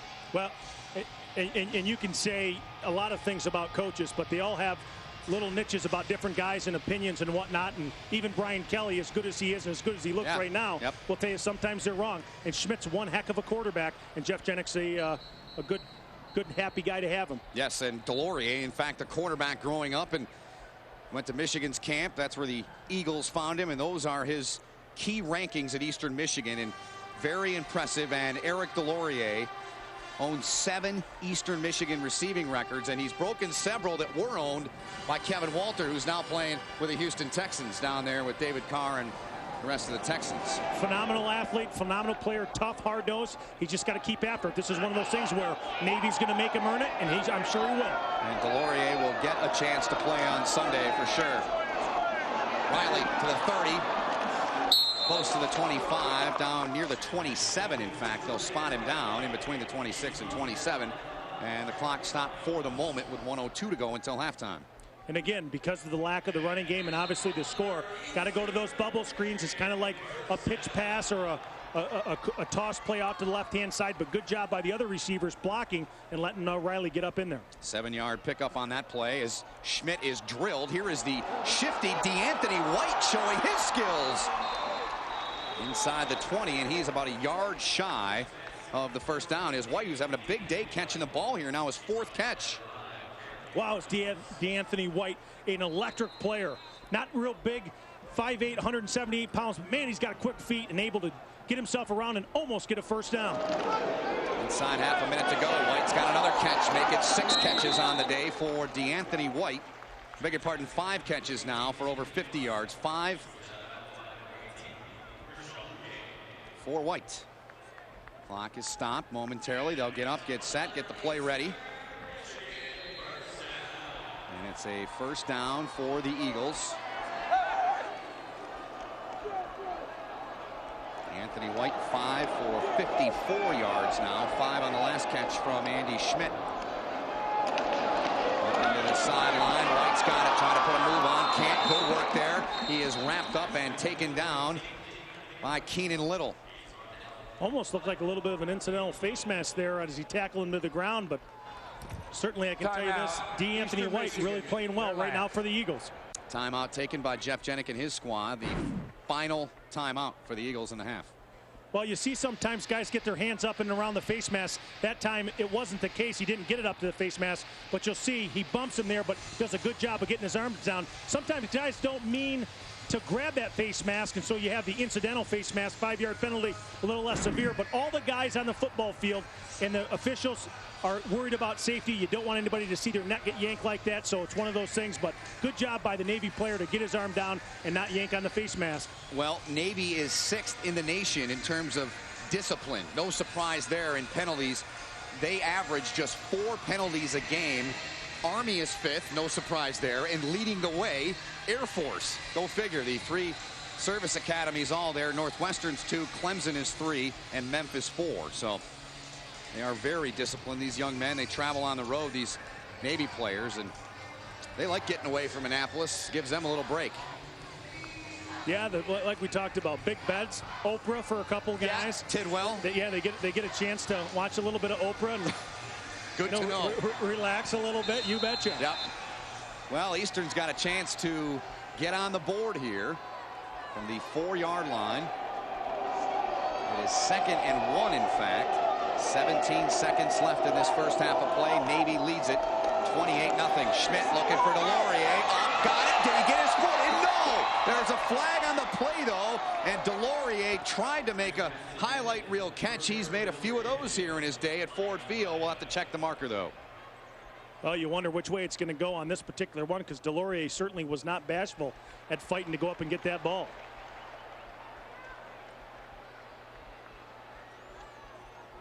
Donald Amicon, our referee today. Interference on the defense, number 4. It was in the end zone. The ball will be placed on the 2-yard line. First down. Keenan Little, the guilty party back there for Navy.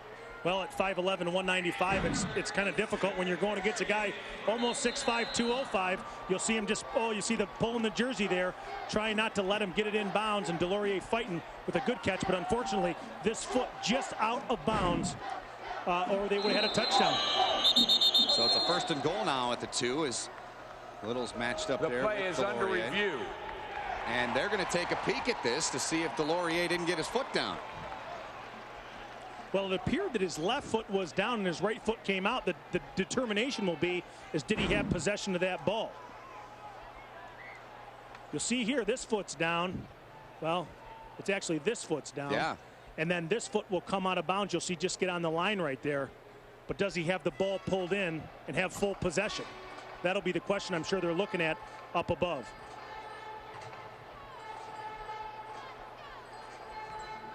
It almost looks like the second foot comes down out of bounds before he actually has possession. You'll see this foot right here. That's exactly where it is. You'll see him. He's got it there, but you got to get it in and show possession. And I don't know that he quite does that by the time that foot comes down. But a good job by the crew upstairs to at least take a look at it. And again,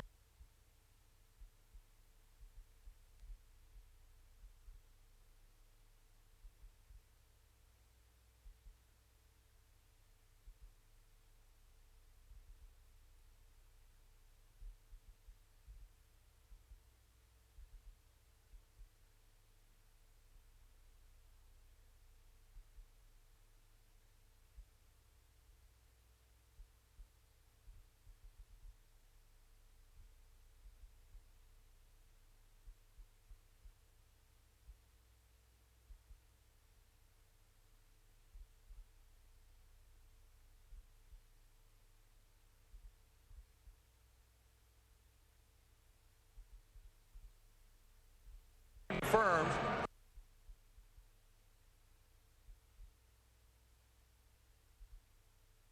Thank you, Mr. Amicon. Yeah, you're exactly right. That last foot, if he has the ball there, it's a touchdown, but he didn't. Yep, he just wasn't able to do it. And sometimes that's the pass interference for that reason.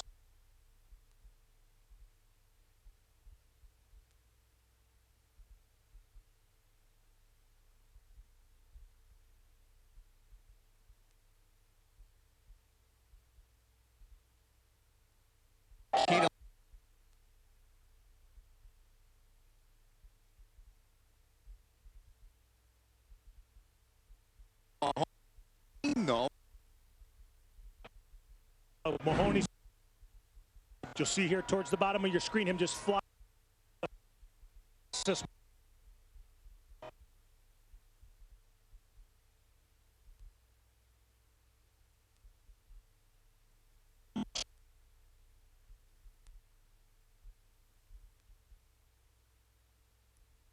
Playmaker, but sometimes you want to use that playmaker.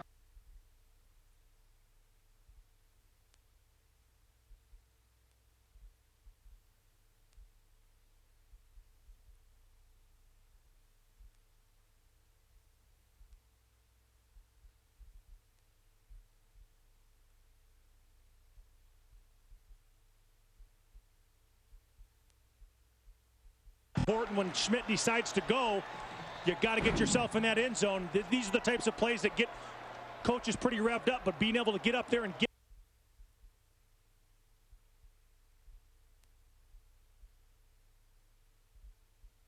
rushing touchdown of the season for Andy Schmidt. Andrew Wellockson, who's one of 20 semifinalists for the Lou Rosa Award. Runner-up.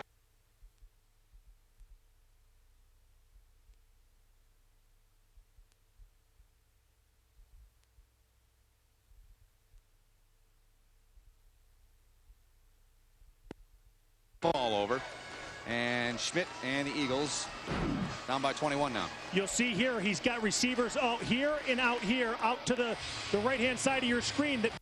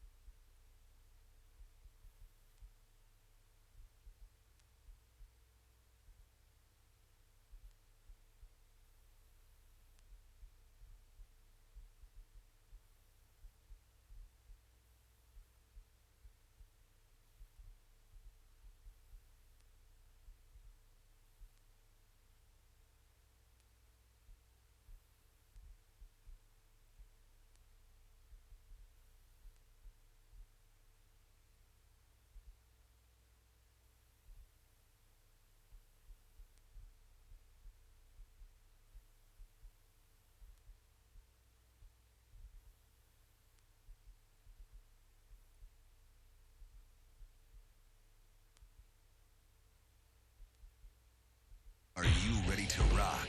Introducing Monday Night Live's Battle of the Bands. Send in a VHS, DVD, or email us a clip of your band, and you could be performing live on Monday Night Live. Check out ComcastSportsNet.com and watch Monday Night Live for more details. We're RSM McGladrey, the accounting, tax, and business consulting firm designed for organizations on the move. We listen to your needs and design solutions that fit your budget, timeline, and corporate culture. That's RSM McGladrey.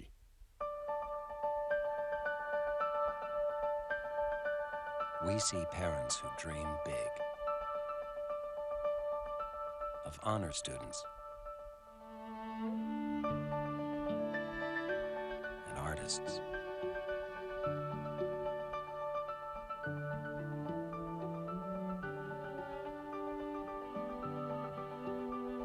Of builders.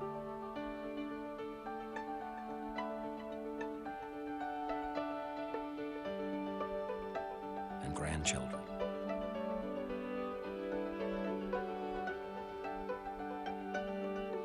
Of children who found what they love.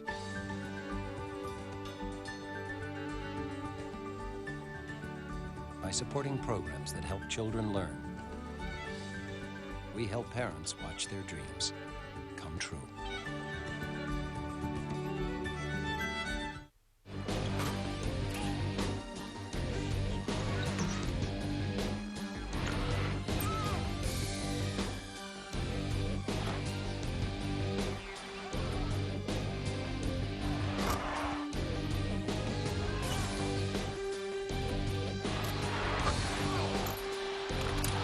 Wizards on Comcast Sportsnet.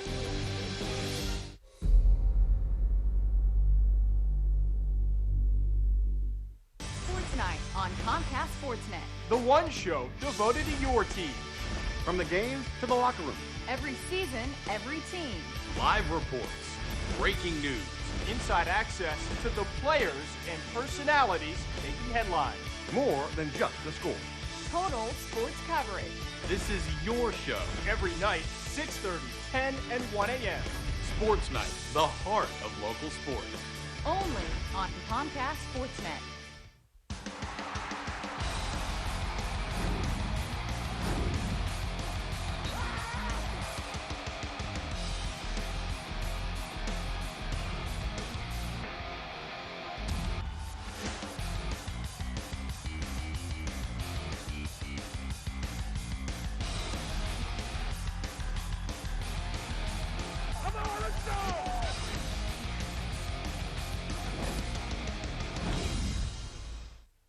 There's nothing quite like Capitals hockey.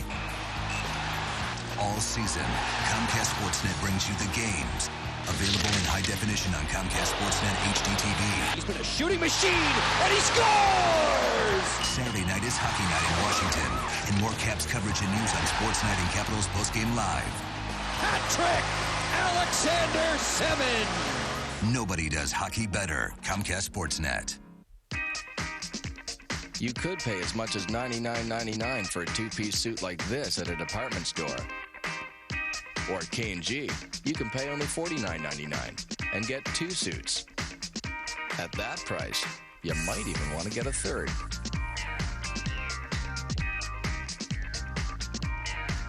K&G, for men, for women, for less.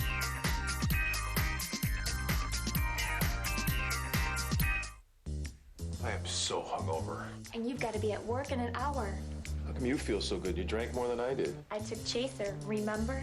Chaser? Chaser Caplets. Take 2 Chaser Caplets with your first drink and 2 more later. Chaser is made of specially processed calcium carbonate and charcoal. These ingredients absorb toxins and acids, then pass them out of your system, kind of like a filter.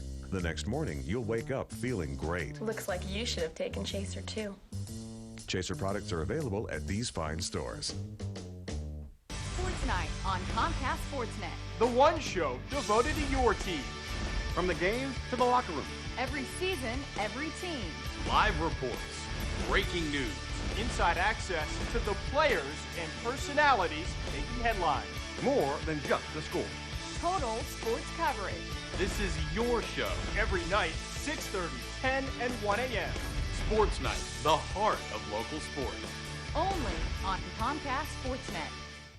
There's one place to go for local sports coverage. The network with the inside access to your teams, giving you the latest and most complete news and information from around the Mid-Atlantic region to your home. More games, more news, more passion. The local leader in sports television, covering more teams and more sports than any other area network. This is Comcast Sportsnet. Tonight at 6:30 on Sports Night, presented by York. Hey everyone, Michael Jenkins, Carol Maloney. Coming up on the show, will Santana Moss be ready for the road trip to Philly? We'll have the latest on the Redskins as they try to keep their season alive. Busy day for college football. We have all your highlights, including Terps, Hokies, and Navy. Plus, the Capitals look to get back on track against Jaromir Jagr and the New York Rangers. We'll have a preview. All that and more tonight at 6:30. We'll see you then. I am so hungover. And you've got to be at work in an hour. How come you feel so good? You drank more than I did. I took Chaser, remember? Chaser? Chaser caplets. Take 2 Chaser caplets with your first drink and 2 more later. Chaser is made of specially processed calcium carbonate and charcoal. These ingredients absorb toxins and acids, then pass them out of your system, kind of like a filter. The next morning, you'll wake up feeling great. Looks like you should have taken Chaser too. Chaser products are available at these fine stores.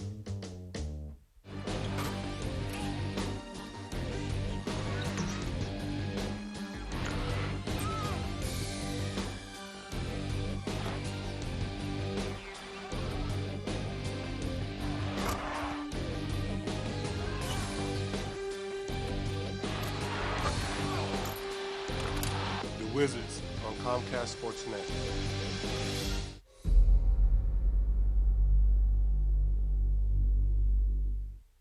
College basketball. Comcast Sportsnet. Over 140 games. ACC. CAA. Pac-10. The local teams.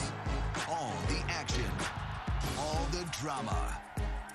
All season. College basketball. Comcast Sportsnet. Jim Coleman, Cadillac and Infiniti, brings you luxury for life. It starts with a positive buying experience and quickly transcends to a Jim Coleman owning experience. Jim Coleman has long been Montgomery County's home of the luxury car. And luxury for life means a loaner for life. Revisit the tradition of great customer service from great people. Nobody beats a Jim Coleman deal. And now, luxury for life for you. The Maryland Terrapin Club, helping student athletes excel in the classroom and on the playing field. Without your support, I couldn't nail a 3. Without your support, I couldn't intercept the pass. Championships begin with scholarships. Memberships start at $50. First-year graduates can join for only $25. To support Maryland athletics, call 800-653-7667 or log on to terrapinclub.com. Sports Night on Comcast Sportsnet. No one gives you more on your team. More on the big stories, total sports coverage. The latest news, expanded highlights, in-depth features. Stories you can't find anywhere else. Plus more exclusive Redskins coverage. Every season, every team. This is your sports show. Sports Night, the heart of local sports. On Comcast Sportsnet. Sports Night, every night at 10. Presented by PricewaterhouseCoopers. Tonight at 6:30 on Sports Night, presented by York.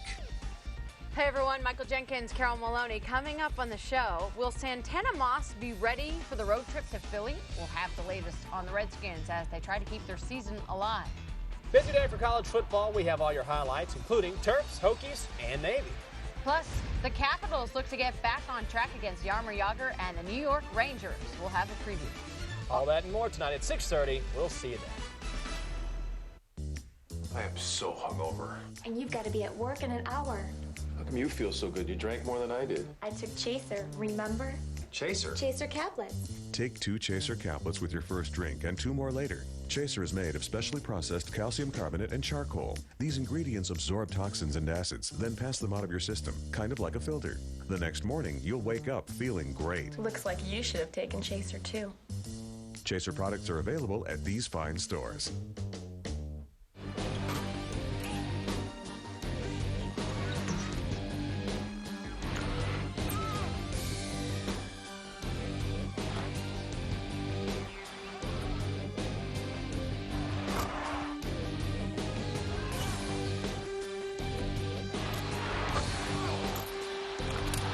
Wizards on Comcast Sportsnet.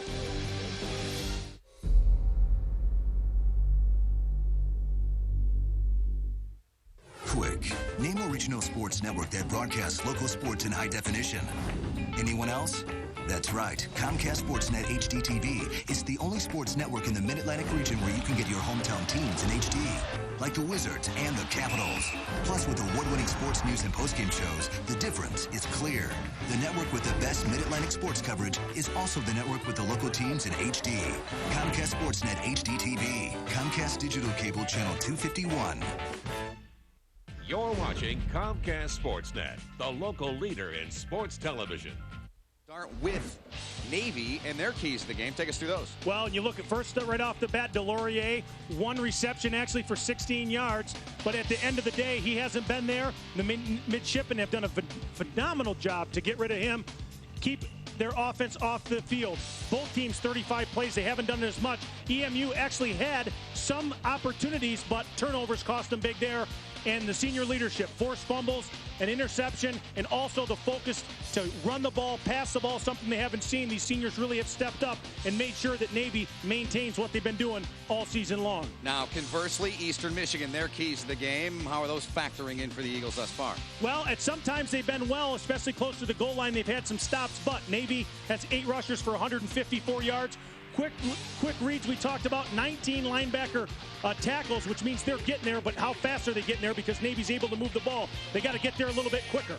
Long defensive drives, 2 drives of more than 5 plays. The bottom line is that Navy continues to make sure that they're not out there as long as they want to be, and you got to make for Eastern Michigan, they got to come out and make sure they put in some long drives and capitalize without the turnovers. All right, those are our keys to the game, brought to you by ComcastLocal.com. Well, Ty, of course, our first opportunity to see this Navy football squad, and you hear a lot of things about teams and players, you know, as we get ready for our games, and you follow the teams around the country throughout the year. And Kaipo has been, to me, he's been fun to watch, and I know for Eastern they're probably gonna have nightmares of this kid. But what are your impressions of him?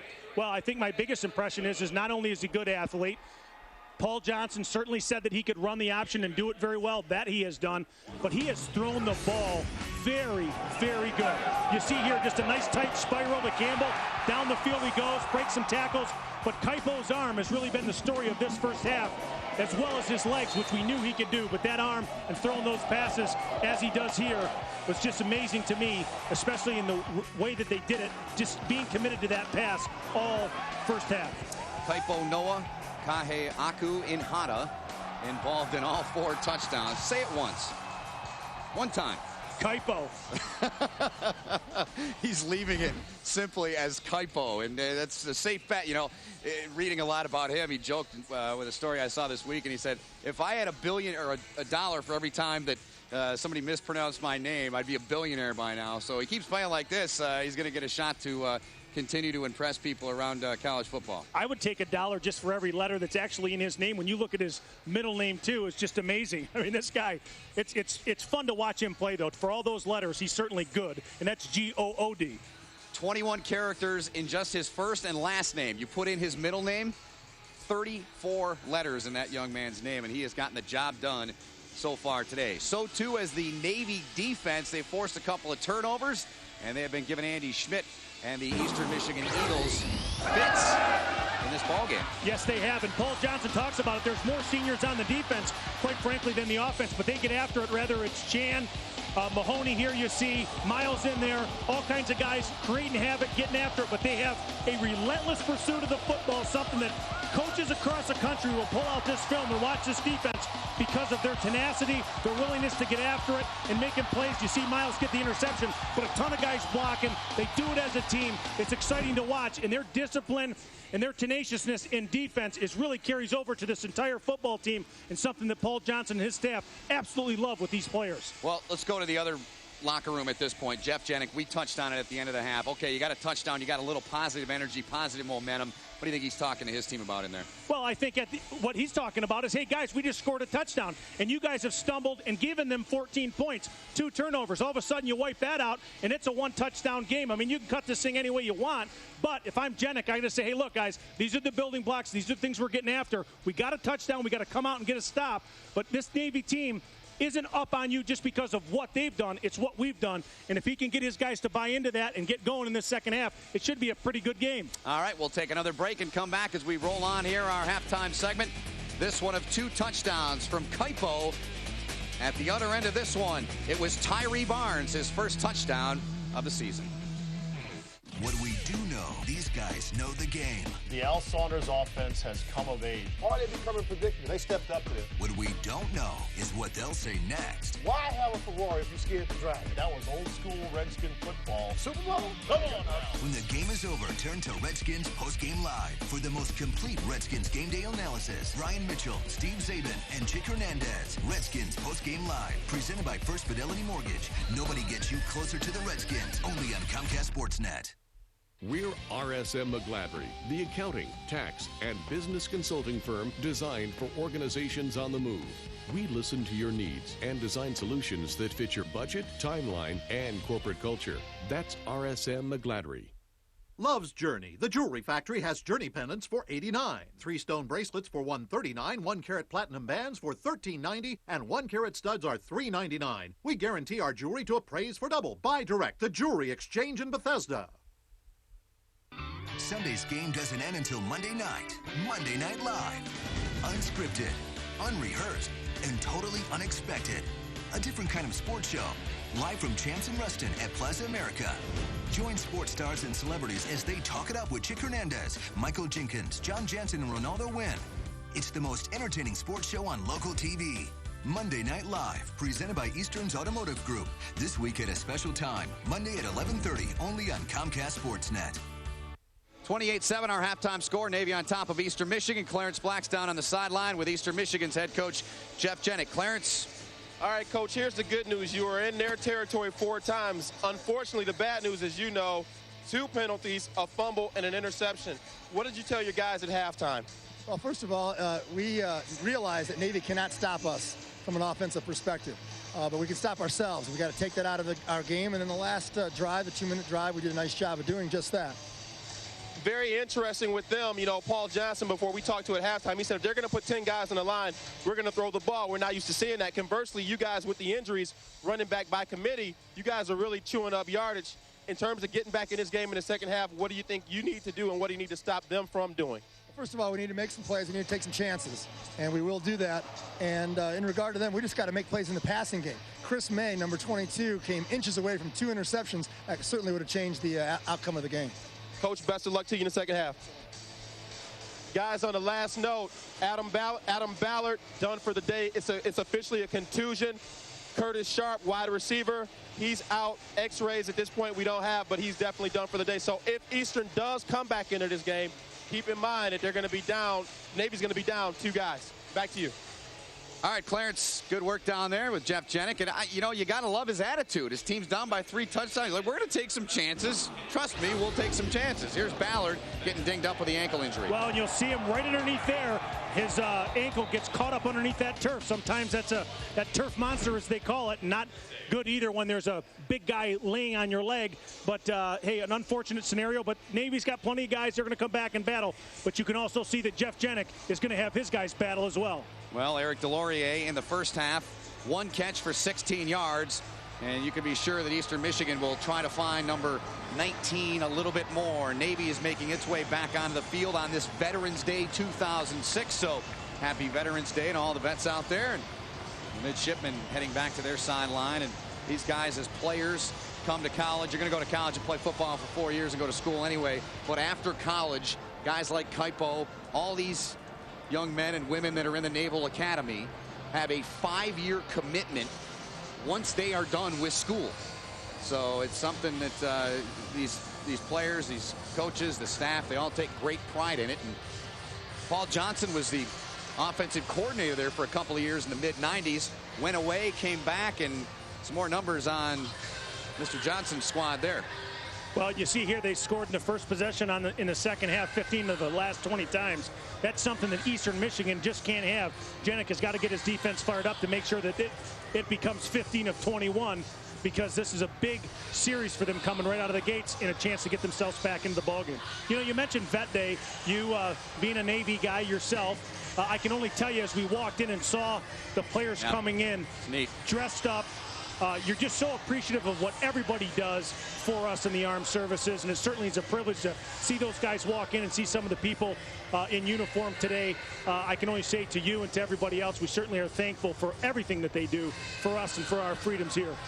Absolutely, couldn't agree with you more. It's very impressive watching their team come in, because as you and I were coming around and you saw one of your old cronies from the Detroit Lions there, some of the Navy guys we saw were still coming off the bus, and to see them in the decorated uniform and the traveling uniforms, and it's very, very impressive to see them out on the street making their way into Ford Field here and playing in an NFL venue is really nothing new to these Navy midshipmen. They play in Philadelphia when they take on Army in December, and they played in Baltimore this year against Notre Dame. In fact, that was Kaipo's first start against the Notre Dame Fighting Irish 3 weeks ago. And Andy Schmidt and Eastern Michigan, they've traveled up to Michigan State this year. They played in a big venue, and it's for both teams, it's certainly a win-win situation to come in to an NFL venue and get a chance to play. Well, in a great venue here in Detroit. Down here in the heart of the city. I mean, I played with the Lions a few years back. We were up at the Silverdome. Nothing wrong with the Silverdome. Love to play there, but I can tell you, having been to a few of the games here, this is really a neat experience. Comerica Park, the downtown area. Great job by Detroit, Eastern Michigan, Navy, and everybody that gets involved with these programs to help out. It certainly is a wonderful, wonderful venue to be involved in a football game. Well, Navy, they won the toss but deferred, so that means they'll get the pigskin to start this third quarter. 15 minutes on the clock. Great to have you with us wherever you're watching, Comcast Local or Comcast Sportsnet in Baltimore and Washington and up and down the East Coast. And Jeff Jennings said, you know what, you're going to see us take some chances, and right there on the opening kick in the second half, they do just that. Isn't that impressive that Wellock, kickers work on these things all the time, and you watch right here, he knows he's kicking to himself, and you have to be very, very talented to pull this off. A lot of guys work on it, but not a lot of guys are able to pull it off like Wellock. You see not only why he's a great field goal kicker between the uprights, but also a weapon that he used, Jenik, to start this second half. Well, Andrew Wellock, one of the best kickers in college football, native of Canton, Ohio. Currently fourth all-time in Mid-American Conference history in field goals made. To the air, man, wide open at the 35, and down to the 25-yard line go the Eastern Michigan Eagles. John Bonner, the tight end, with a catch. 29-yard gain. Wow, a really good job by Eastern setting up again. Andy Schmidt back in the pocket. And he's going to come right across here to catch this ball right in front of you here. Nice little crossing pattern. Does Bonner a good job to stay in bounds as long as he could, but a good play. Two huge plays for Eastern Michigan to come out in the half. Well, Bonner getting a chance to play. Their starting tight end, Ken Bonet, leg issue, leg injury, broken leg, in fact, and Bonet likely gone for the season. This is Tyler Jones on the carry, the second quarterback, and you touched on it in the first half. Jennings' attitude is, you know what? I don't care if he's a quarterback or not. If he's one of my better guys, I'm going to put him on the field and give us a chance to win. And coaches got to do that all the time. Get your guys fired up and let them know I'm going to put the best athletes on the field and guys that make plays. Tyler Jones, one of those guys. Get him out there and have something happen good. A good positive play coming up on first down, getting into second and short.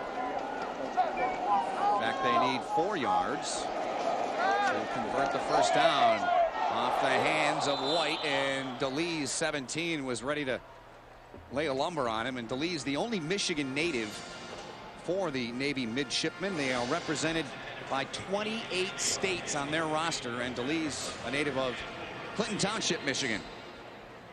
Well, they talk about Navy, you know, in all these different places they are, but the reason why people love having them come to bowls is, quite frankly, they travel well too. I mean, they're so many of the midshipmen all around the country and the world. And they all flock to these bowl games the last 4 years.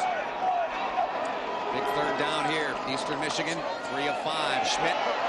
Nobody open, so he'll tuck it. He'll run it. He's down to the 13-yard line is Andy Schmidt. So it appears, Ty, that touchdown that Eastern Michigan got gave him a ton of momentum coming out here in the third quarter. Well, phenomenal recognition as you see him drop back, and he's going to come in the center of your screen. And watch John Chan come in from this side, and he puts an arm down and blocks him right away. Great job, great athleticism, but also great running as you see him come right here. John Chan's going to come over, and he just pushes him right down with that hand, gets himself another 10, 15 yards. Otherwise, he would have went down. Great job by Andy Schmidt. Good job by your guys up front. Good fake by Schmidt. Sidesteps one man. He's down to the 10-yard line. You have a unique name for the offensive lineman. Yeah, we call them the hog mollies, all the big boys up front. In this particular case with Eastern, you got TJ Lang, number 50, big number 75 there, Courtney Ford, 63. I mean, you got all kinds of guys. That's Khalid Walton. I mean, these guys, they don't get a lot of recognition. We don't talk about them all the time. Number 60 there, Andy Fretz. But they do a lot of the dirty work. They do the things up front. And any coach will tell you the games are won and lost with the guys up front. Well, the left tackle, TJ Lang, a converted defensive end. In fact, he's one of the guys Jeff Jenick mentioned when you asked your trademark question, who are your lunch bucket guys, the guys that bring it tough, and he was one of the guys he mentioned. And that catch is made down near the 5-yard line. Gang tackled after making that catch is one of the tight ends in the lineup. That's RJ Montemayor, a senior from Groveton, Texas. Nice little route by Montemayor here. You'll see him here. He's going to come up in your screen and just do a little hitch route. Nobody's on him. They're playing zone defense, and then comes in number 57, Rob Caldwell. But good route by Montemayor there, and good delivery by Andy Schmidt. Good tempo by this offense right now. Yes, sir. All picked up because Wellick was able to get that onside kick. That energy and that enthusiasm has transcended right into this drive. Eagles 4 of 6 on third down. They need 2. They'll give it to Jones. He's got it towards the end zone. Touchdown! Eastern Michigan. Tyler Jones, a 5-yard run, has made it 28-13. All of a sudden, everything's going Eastern Michigan's way. Started with the touchdown before the half. Then you come out and you get another big play. Jeff Jenick said it, down to Clarence Black down there on the field. Hey, we're going to take some chances. We're going to get after it, and we're going to be competitive in this football game. And his guys are buying what he's selling because they're certainly revved up, and it's a big score for Eastern Michigan. Third rushing touchdown of the season for Tyler Jones.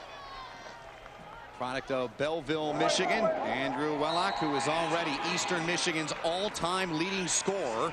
And Tyler Jones, not playing quarterback, but certainly a crucial part of Eastern's offense here today as he's taken it into the end zone. 3 rushes, 17 yards, and this 5-yard touchdown for Tyler Jones have made it 28-14 Navy.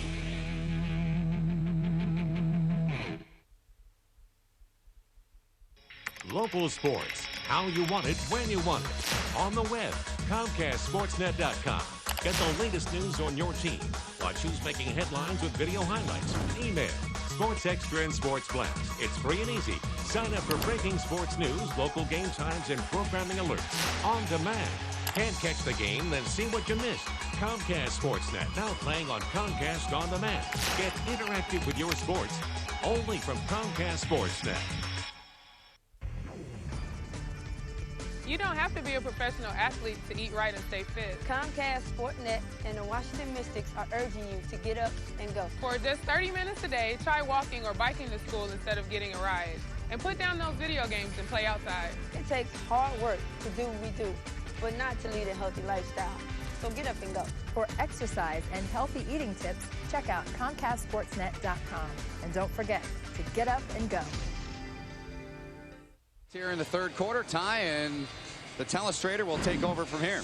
Well, you look at all the hog mollies up front, getting that good push out here, and then you see number 36 Blevins with the cut block over here, and it's a big play as Tyler Jones is able to use those good feet he's got.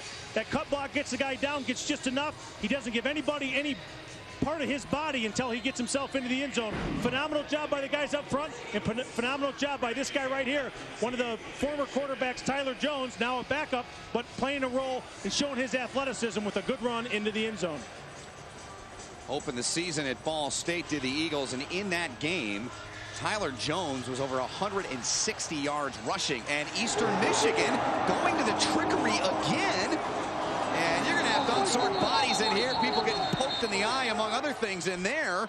So the Eagles come out with trickery again. There is a marker down at the 39-yard line. But first, let's see who came away with the ball. Not a good scenario with the flag going up as far as Eastern Michigan goes. Guys fighting and scrapping and trying to get in there. And the indication from Donald Amicon, the midshipmen have the ball. Coney comes out of there with it. He's the guy that leads Navy onto the field with the American flag. Here's Donald Amicon. Dead ball, personal foul, piling on, number 3 of the kicking team. It will be 15 yards from where the ball was recovered. First down.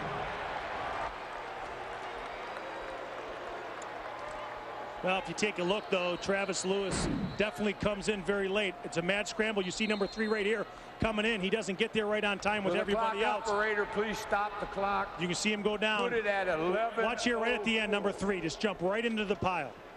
See that jumping on top? I don't know that that's maybe all the extra stuff. You see him here on top fighting and everything else, but unfortunate scenario for Eastern, because even not getting the ball, at least they had a decent field position. Now you're up at midfield and you're giving Navy, who's been striking against you pretty good, really good field position, something you don't want them to have.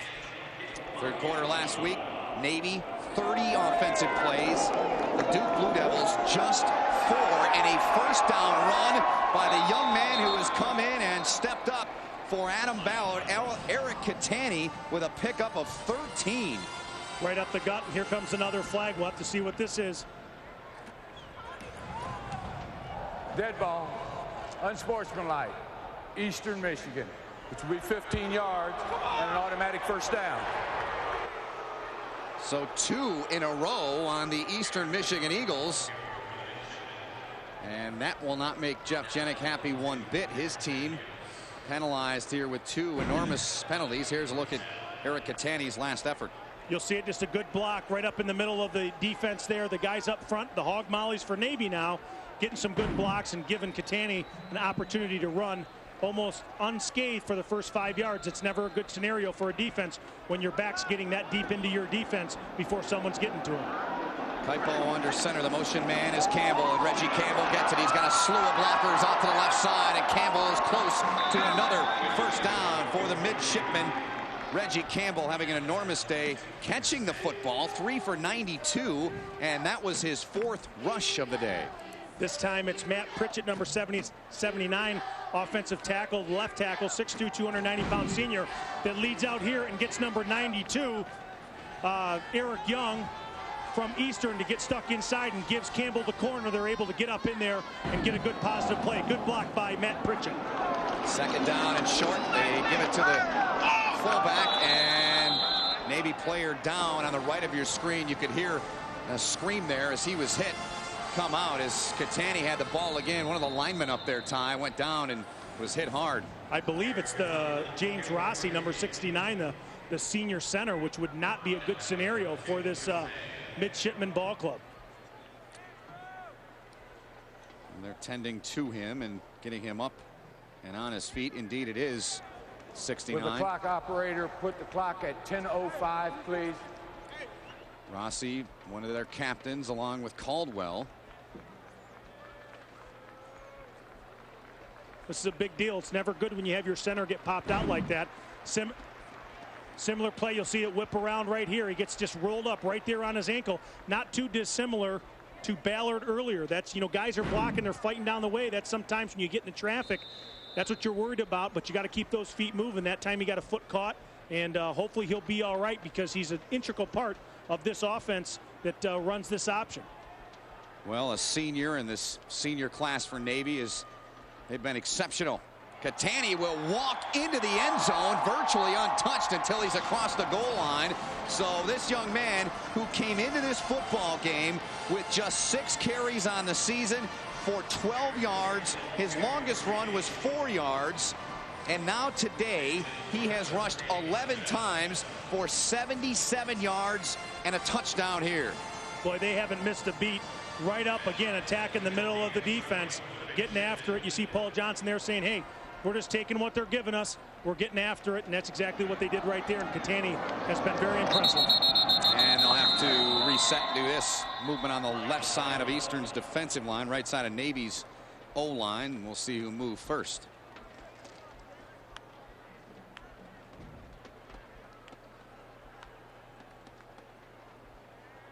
.34-14 pending the point after. We'll sort this out and we'll get our referee's word now. Before the snap, we have offsides by contact by the defense. It'll be 5 or half the distance, and we kick it if they want it. If they want to. Yeah, if they want it. Okay. Thank you. The offsides penalty on the defense is declined. Still a try. Apparently he asked Paul Johnson if he wanted to. Right. Paul said, hey, decline it. Let's just kick the ball, please. Right. Thank you. It's nice to have options, though, you know? Yep. And Navy certainly has plenty of those with that triple option. It has been dominant here as it's been all year. The #1 rush offense in college football, 324 yards a game. And Eric Catani, a career day for him. 11 rushes, 77. And his first touchdown right there for the midshipmen. Wizards Wednesday on Comcast Sportsnet. A full night of special coverage starts with Sports Night. First, will New York's offseason turmoil derail the Knicks when they battle the Wizards? Then, it's Wizards postgame live. Coverage starts at 6:30. The Wizards and Knicks. Wizards Wednesday, only on Comcast Sportsnet. We're RSM McGladrey, the accounting, tax, and business consulting firm designed for organizations on the move. We listen to your needs and design solutions that fit your budget, timeline, and corporate culture. That's RSM McGladrey. We see parents who dream big, of honor students and artists.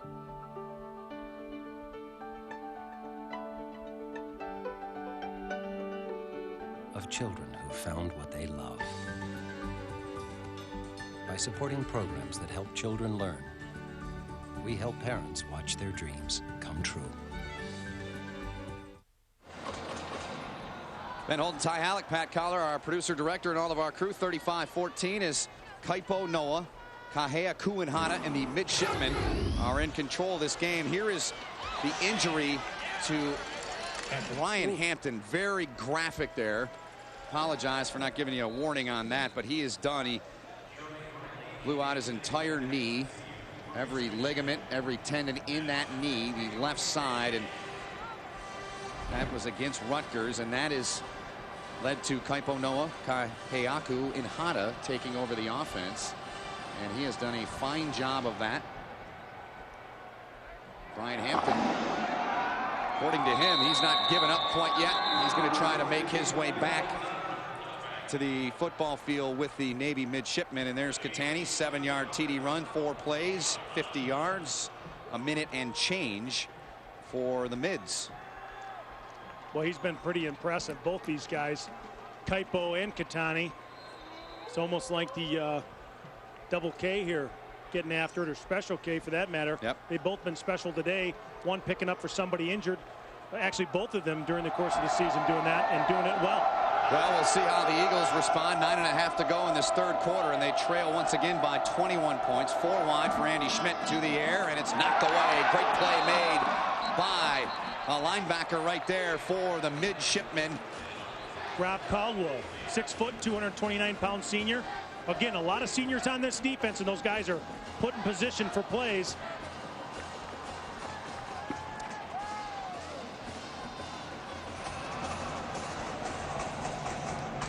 Interference on the defense. It's a spot foul, automatic first down.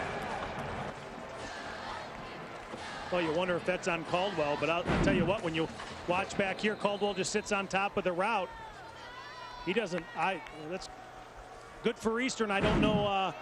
That's kind of a touchy one there because Caldwell certainly looked like he made a good break and a good play on the ball.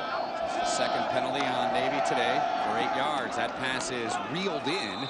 That was not an easy catch through traffic, and the catch is made by the tight end Bonner. And again, you see Bonner working against Caldwell. Caldwell right there, not unlike the last play, just didn't get his hand on it, but a good play by Bonner to grab that pass. 6-yard gain, 2nd down and 4 upcoming for Andy Schmidt and the Eagle offense.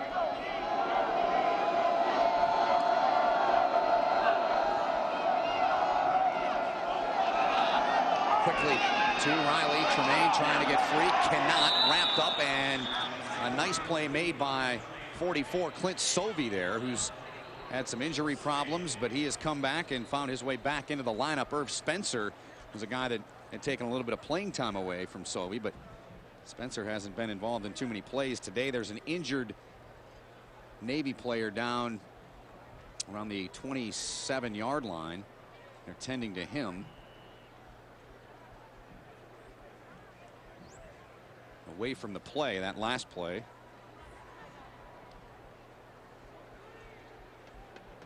And we'll take a break here from Ford Field and come right back after this short but important timeout here. Navy on top, 35-14. Tonight at 6:30 on Sports Night, presented by York. Hey everyone, Michael Jenkins, Carol Maloney. Coming up on the show, will Santana Moss be ready for the road trip to Philly? We'll have the latest on the Redskins as they try to keep their season alive. Busy day for college football. We have all your highlights, including Terps, Hokies, and Navy. Plus, the Capitals look to get back on track against Jaromir Jagr and the New York Rangers. We'll have a preview. All that and more tonight at 6:30. We'll see you then. Don't just talk about school pride. Show it on your air conditioner or heat pump with the new Affinity School Colors series from York.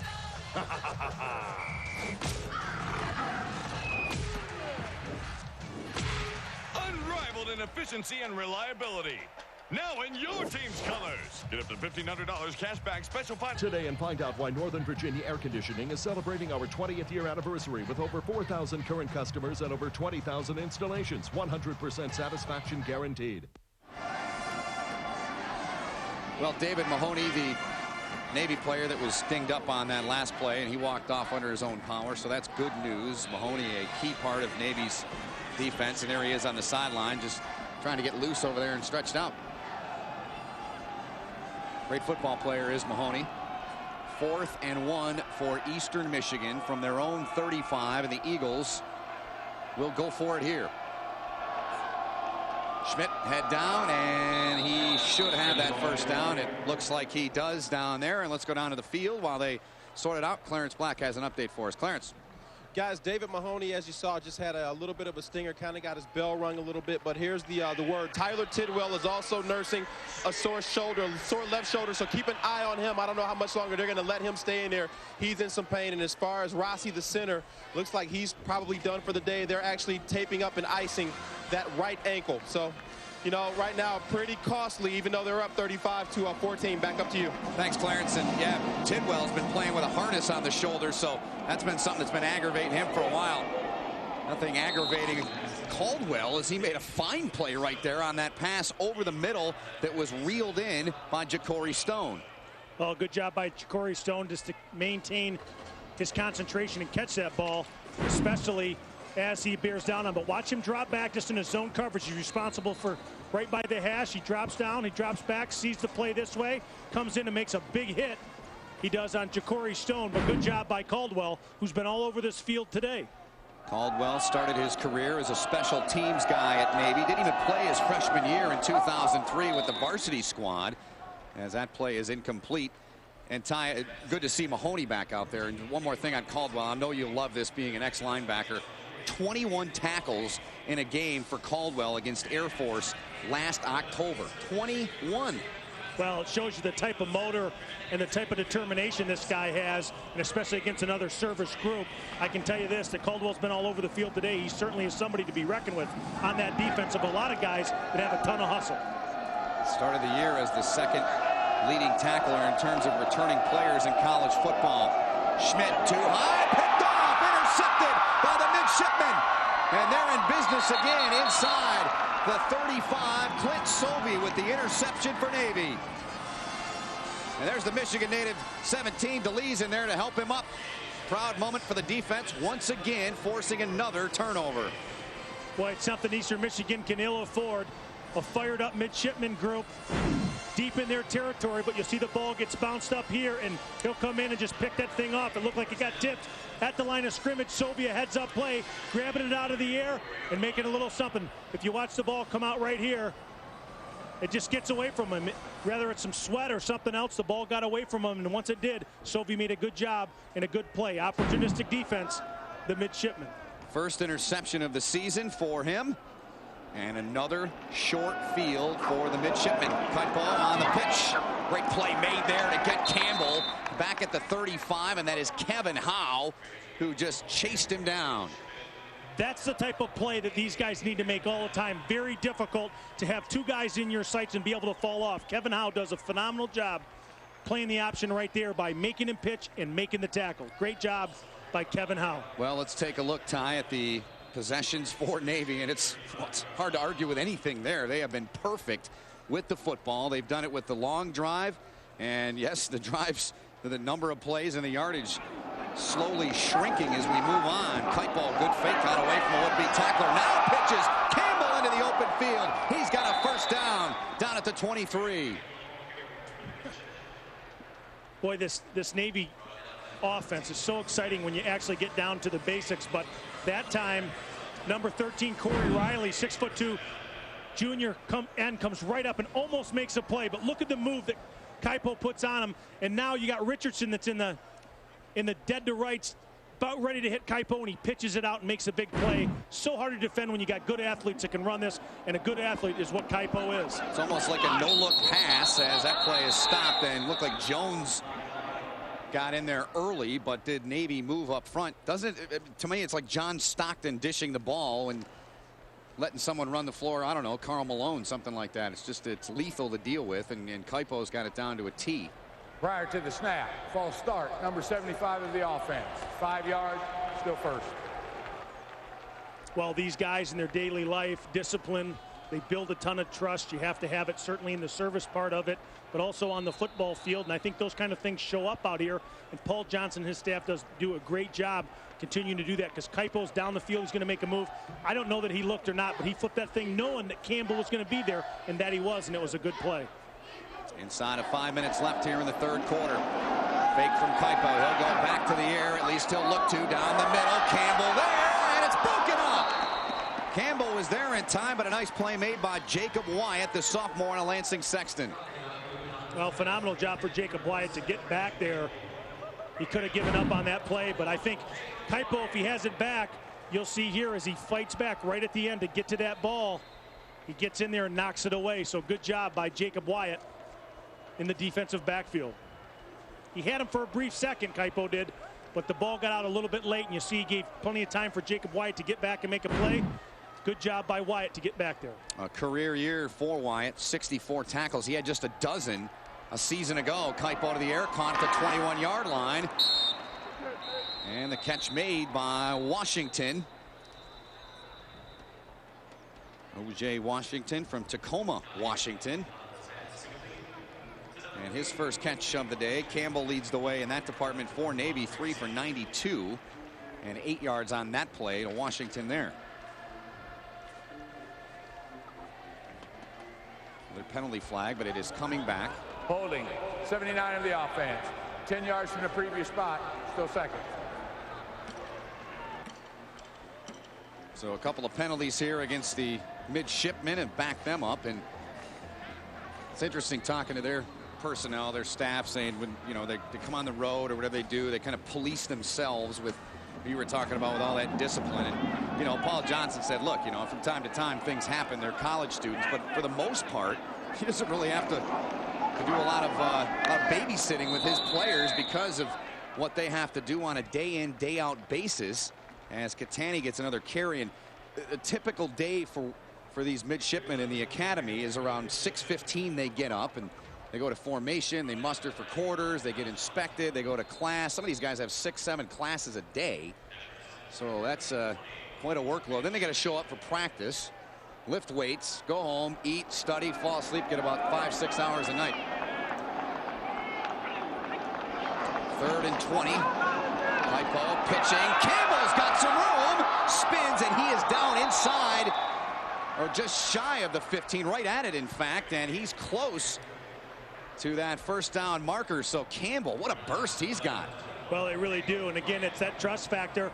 61 yards rushing, 92 receiving. Is a phenomenal player. You'll see him come right around the corner here and then be able to pitch the ball out without even looking, knowing that Campbell will be there. A huge play. Very good job by Campbell. Very good job by Kaipo. They're certainly on the same page there. As you see, Richardson flies up and takes care of the quarterback. You got to get some of his buddies down to take care of the pitch man. Well, Navy will go for it. They're 1 for 1 on 4th down, and flags fly on this play.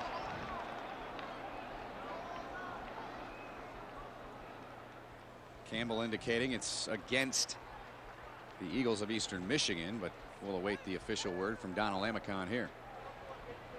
Prior to the snap, offsides by contact by the defense. Nope. It's be 5 yards, first down. Campbell was right. Well, it's been quite tough for Eastern Michigan in this second half. After having all that momentum swing back their way, all of a sudden Navy's come back. There's been some penalties. There's been some unfortunate scenarios, but Eastern's got to settle down here a little bit. They got to settle down and just play football, and they were able to do that a little bit earlier, but they got to get back and get that focus back and not have some of that sloppy play. 1st and goal from the 10-yard line for Kaipo. Pitching near side. There's some room out there. Good play made by Bracey. He cut the angle down quickly on Trey Hines, the senior slot back, after a gain of 5. Well, and that's exactly what you need to do on the option. This time you watch Dewan. He's going to come over here. He just left your screen, but he got himself down. It's a secondary to get themselves to knock him out of bounds, and he keeps fighting with him and keeping him down. Good job by Dewan Bracey there. You see the pitch. Now the secondary has to come up and fill. That he does. He runs him down and makes a big play. Good job by Eastern. That's just a good old-fashioned stiff arm right there. Kind of a lost art to me. It's like in baseball. One of the lost arts there is sliding head first. In football, it's a stiff arm. And a very valuable tool if you use it. Yep. 2nd and goal from the 6. Campbell, the motion man. He'll get the ball going to the left side. He's got room, cuts back, spins toward the goal line. He did not get in. He's down at the 1. He is explosive, is Reggie Campbell, when he gets that pigskin.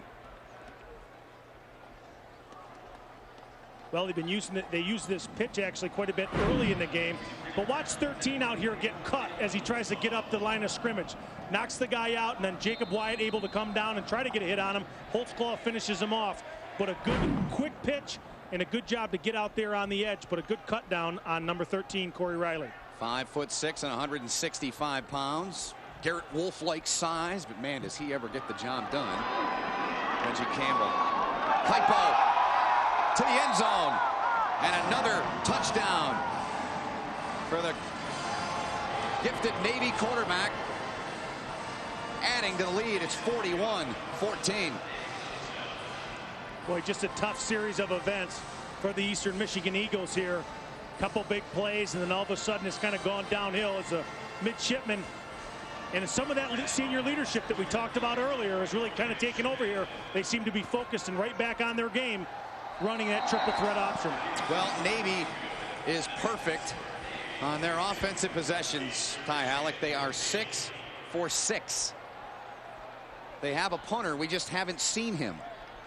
They have been dominant here offensively, and Kaipo Noah has been involved in every touchdown for Navy.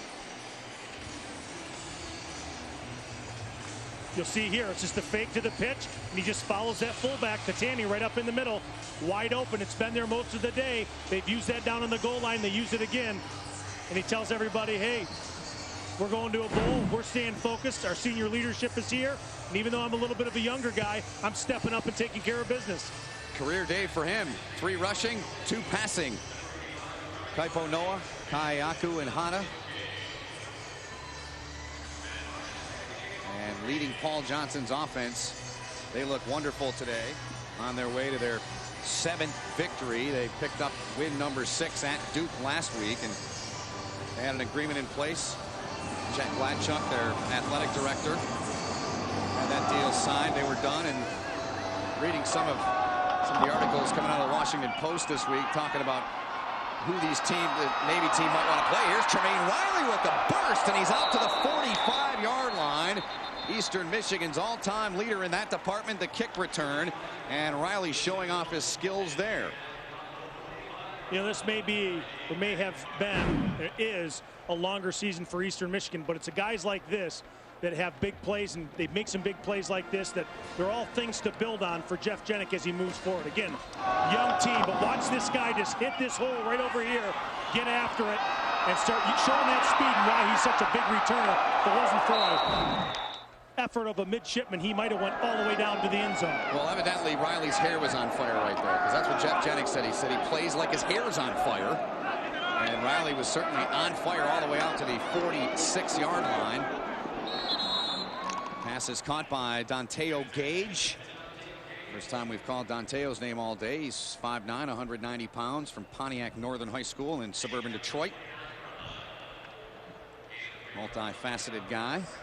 Well, you know, looking at the two teams, look at Eastern, you look at the midshipmen. The midshipmen have a lot of senior leadership, a lot of discipline, etc. Eastern's a younger team. I mean, they're going to make some plays. They got some good-looking athletes just like Danteo Gage, and they're going to be okay. They just got to keep after it and keep plugging away. Schmidt finds Stone. He's got some room. Caldwell couldn't get him initially, then takes him down for the tackle, does the young man who had those 21 tackles in a game, a career high, but that is a first down for Stone in the Eagle offense. You know, sometimes to get on top of the mountain, you got to kind of zip through a valley a little bit. And I can tell you this, Eastern, you see Ja'Cory Stone. We just talked about, you know, they got guys all over the place. Tremaine Riley. There's a lot of things that they can do, and they just got to stick with it. They certainly have good ball players, and you see it right there with that type of play. Tremaine so far in the game, 6 catches, 44 yards. 4 wide. Schmidt surveying, and he'll be sacked, and Chan was the first to get to a 95. The defensive end, John Chan, got him. Well, that time Navy was able just to close up the pocket. If you look here at the end zone, they're going to fill these gaps here, and then they're going to squeeze the pocket right on Schmidt and leave him nowhere to go and be able to sack him. You'll see it here as the pocket sets up. They run a little game up front, but he's got nowhere to go as they close up right in and around him. That's a good play by the defensive line. Final 50 seconds here in this third quarter. 2nd and 16. Jones wrapped up and taken down, and a fine play made once again, turned in this time by Rick Amos, 94, defensive end senior for Navy. It just seems like they've got 452 seniors and all guys all over the place. I believe Amos is over here, just gets himself upfield. Sorry about that. Gets himself upfield, comes up, and just makes the play right there. Just a good job, good patience, and just playing off those blocks, but continuing to work upfield and get to the back. Senior. This is a midshipman group that certainly is led by some good players that have been around for a while. 3rd and 16. Final play of the quarter, barring a defensive penalty. Schmidt going deep. Delorier double covered, and Delorier couldn't come up with it. No flag on the play, as back there on the coverage was Keenan Little along with Jeremy McGowan. And that is the final play of this third quarter in a football game that has seen the nation's #1 rushing offense come to Ford Field. And so far today, Navy has rushed 39 times for 233 yards on the Eastern Michigan Eagles. And after 3 quarters of play, it's Navy 42, Eastern Michigan 14. Tonight at 6:30 on Sports Night, presented by York. Hey everyone, Michael Jenkins, Carol Maloney. Coming up on the show, will Santana Moss be ready for the road trip to Philly? We'll have the latest on the Redskins as they try to keep their season alive. Busy day for college football. We have all your highlights, including Terps, Hokies, and Navy. Plus, the Capitals look to get back on track against Jaromir Jagr and the New York Rangers. We'll have a preview. All that and more tonight at 6:30. We'll see you then. I am so hungover. And you've got to be at work in an hour. How come you feel so good? You drank more than I did. I took Chaser, remember? Chaser? Chaser Caplets. Take 2 Chaser Caplets with your first drink and 2 more later. Chaser is made of specially processed calcium carbonate and charcoal. These ingredients absorb toxins and acids, then pass them out of your system, kind of like a filter. The next morning, you'll wake up feeling great. Looks like you should have taken Chaser too. Chaser products are available at these fine stores.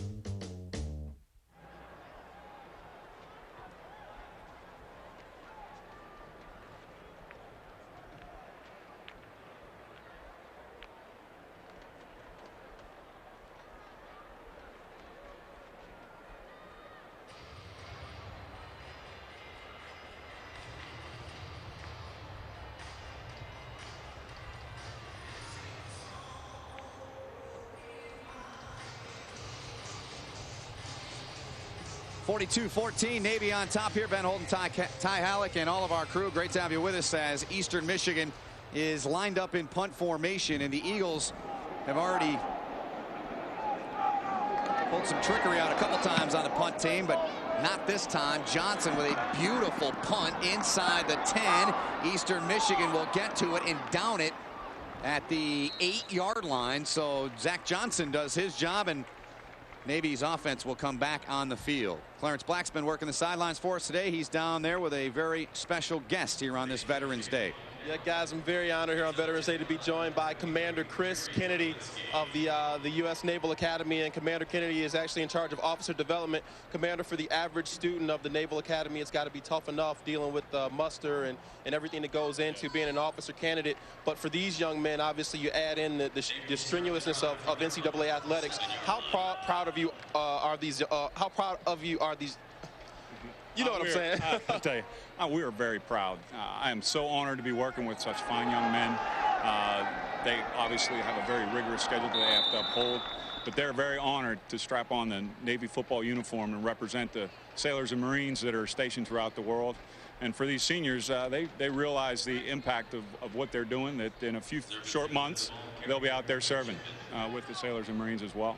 Commander, last question. Certainly, as you look at the service academies and the football programs, Navy has seemed to continue the success where some of the other programs have dipped down. What do you attribute that steady pace of success to with the U.S. Naval football team? I'll tell you, I think that we have an outstanding coaching staff. Coach Johnson does a fantastic job week in and week out. Can't really speak for the other programs, but I'm sure glad we have the coaching staff that we do here. Well, Commander, on Veterans Day, I know your thoughts as well as our thoughts at Comcast Local with those who serve, continue to serve, and every one of your young men will serve one day, and our thoughts will certainly be with them when they do as well. Thanks for the time. Well, thank you. Go Navy. Beat Army. Guys, only a military man would make me fumble over my words. Back to you. Come on, Clarence. It's all mental when you go in the military. It's all mental. You got to be mentally sharp. I know I struggled with it for a lot of years when I went in. Good work down there, Clarence. Well, and you can see even with Clarence or any of us, there's just a ton of respect for the people that wear the uniform. Yep. They're special people, and these guys are special kids. In addition to everything that they do, they happen to play some football too, and they play some pretty good football behind the tutelage of one Paul Johnson, who's done a great job and who was told before he took this job, you can't. And he certainly told us this week that it is not something that he likes to hear. I can't. So he has taken the challenge, and he's answered that challenge here with Navy. Absolutely. New quarterback in the football game for the midshipmen, and it results in a fumble. Holtzclaw was right there as the quarterback, Jared Bryant, fumbled it. And Daniel Holtzclaw comes up with a loose pigskin. So Eastern Michigan with 12:42 to go here in the fourth in prime position. Well, huge play for Eastern Michigan as Jared Bryant goes to run out around the corner. You're going to see him come this way over here. Little counter action. But as he goes to get out there, I believe it's Howe. Yanks those arms down, does a good job. Ball on the carpet, fall on it. Good job by Eastern. Right here, you'll see. Great job by Howe right there to get himself off and knock the thing out.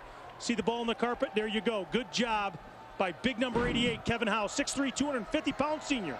Well, Kevin Howe's had a knack of forcing fumbles, and he's done it once here at Ford Field as Stone makes the catch, tries to get away from DeLees, and Stone is popped around the 16. But Kevin Howe, back in 2004, was the young man in the 4 overtime marathon against Central Michigan that forced the fumble, stripped the ball from Kent Smith, and led to Eastern Michigan getting the victory in that game.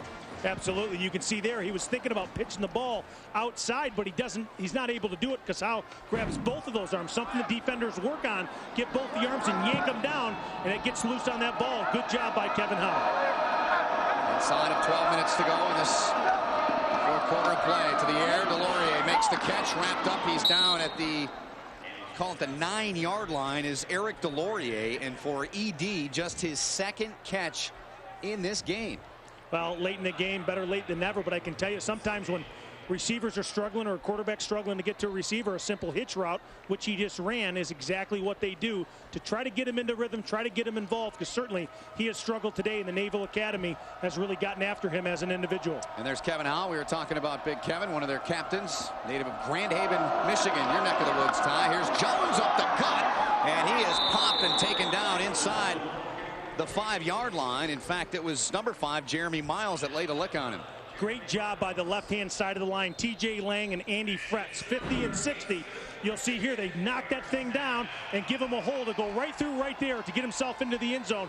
Great job by the offensive line on the left-hand side, along with R.J. Montemayor. First and goal, Eagles.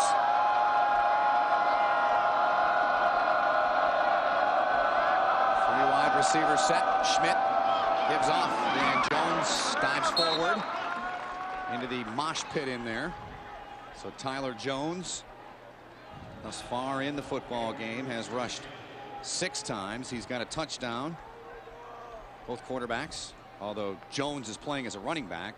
Jones and Schmidt, the 2 Eastern cornerbacks, have both rushed for touchdowns. Second and goal upcoming. 36, that is Blevins, Terrence Blevins. He's the fullback behind Tyler Jones. Both Jones and Andy Schmidt making sure they got the right play from Jeff Jenick. Jones, he's got a ton of room. Tyler Jones going to get into the end zone. His second rushing touchdown of the day. Got away from the would-be tackler, and Jones has made it 42-20 now with 10:07 left in the fourth. Good job for Eastern to battle back, get a turnover, and then get it back in the end zone. On this particular play load, Tyler Jones decides to do this on his own. As they go to lead up into the end zone, he cuts off to the left and makes a good decision and gets outside and gets himself into the end zone. Well, Jones, 4 rushing touchdowns this season now. 2 today, 7 rushes, 25 yards. Andrew Wellock on for the PAT, and Wellock, who is as good as they come in the MAC and quite possibly in all of the nation, makes it 42-21. So Tyler Jones, he has asserted himself nicely here today for Eastern Michigan. And with 10 minutes and 7 seconds to go, it's 42-21 Navy.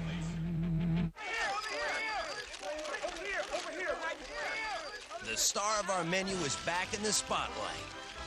IHOP Super Rooty Tooty Fresh and Fruity Combos. 2 of our famous fluffy buttermilk pancakes topped with fruit and whipped topping. And they're starring alongside all your favorites. Starting at only $4.99. It's one famously fun deal. IHOP. Come hungry, leave happy. And don't forget to pick up an IHOP gift card for the star on your holiday list. Net Impact, the show that goes beyond the box score to explore the emotion and drama of sports. This month, the decline of African Americans in the major leagues. You can definitely see that there are less blacks for whatever reason. Teams aren't taking as many chances on them. How did this trend start, and can it be fixed? Plus, an Israeli basketball team escapes war in the Holy Land for a tournament in the United States. It makes you forget about what you've been through. Don't miss an all-new Net Impact, November 21st at 8, only on Comcast Sportsnet. Quick, name a regional sports network that broadcasts local sports in high definition. Anyone else? That's right. Comcast Sportsnet HD-TV is the only sports network in the Mid-Atlantic region where you can get your hometown teams in HD, like the Wizards and the Capitals. Plus, with award-winning sports news and postgame shows, the difference is clear. The network with the best Mid-Atlantic sports coverage is also the network with the local teams in HD. Comcast Sportsnet HD-TV. Comcast Digital Cable Channel 251. Today, and he has gone to the air twice. This was a huge play to Campbell, a 50-yard gain, and Ty will marvel at Kaipo's skills here. just all over the place. I mean, the guy does it with his feet. Paul Johnson talked about him running the option like this, but then the ability to drop back and throw a beautiful ball here to Tyree Barnes in the middle of the field. He's been all over the place today and done a phenomenal job for the midshipmen, showing that they not only can run the ball, but they can certainly pass. Eastern Michigan tries the outside kick, and the Navy player that first got it was tattooed, but the midshipmen come away with it. And getting that football for the Mids was Zerb Singleton, who is aspiring to be an astronaut. Big play right there, turned in by him. Boy, that was a pretty heads-up play. As you see here, he kicks the ball. It's almost a perfect kick, what you're looking for. Whammo, what a big hit there by big number 54, Andre Hatchett, one of the starting linebackers. Did a great job of knocking the ball loose, but Zerbin's there to pick up the ball. Good heads-up play, again, by the midshipmen. A big-time shot delivered, and Singleton, who's known for his blocking, comes through with a big play there. Kaipo's back in the game. Kaipo going downfield. It is caught. Oh, what a throw and a great catch. Turned in by Tomlinson. He had to climb the ladder for that one. Well, a good job stepping back up in the pocket by Kaipo. You know, we just were talking about it. Do you put him back in? Obviously, Paul Johnson less than enthusiastic about turning the ball over with some of his younger guys. Well, Singleton, I beg your pardon, Tomlinson. Still got Zerb Singleton on my mind. Here's Tomlinson looking back, Ty. Well, you'll see there he just steps up into the pocket and finds Tomlinson down there on the sidelines. Good job by Dwayne Bracey. But you'll see what happens is right across the way there, Howe came flying by, and he was screaming at the official about a hold call. But great job by Tomlinson going up and getting that ball at its peak. Tomlinson, 3 catches, 30 yards. Here is Catani on the ground, who's having a career day. And Tomlinson, I'm going to bring back a name from the past. I'm going to talk a little bit about Jason Tomlinson, number 87. Career average, 16.5 yards a catch, Ty. 5th best all-time in the Naval Academy history. 4th best all-time, none other than Phil McConkey. Phil McConkey. The Giants. He was at 19-1. Tomlinson's averaging today 10 yards a catch, 3 and 30 yards. Down to the 5-yard line go the midshipmen.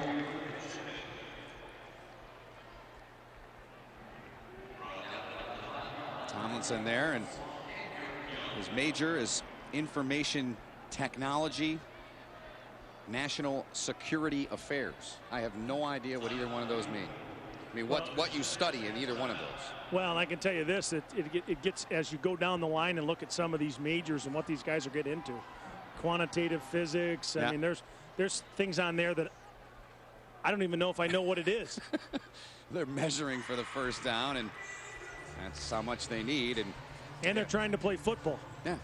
Crazy stuff, but very impressive young men and women in the Naval Academy, and they certainly get after it in the academics and on the athletic fields. Well, Paul Johnson there just sent Zerb Singleton back into the game. He started his career, Singleton did, at Georgia Tech, and decided to go to he always wanted to go to the Naval Academy, did Singleton, but had a very bad car accident a week before his high school graduation and couldn't get clearance to get into the academy, so went to Georgia Tech and then transferred after 1 year down there. They call him a tenacious, relentless, aggressive type player.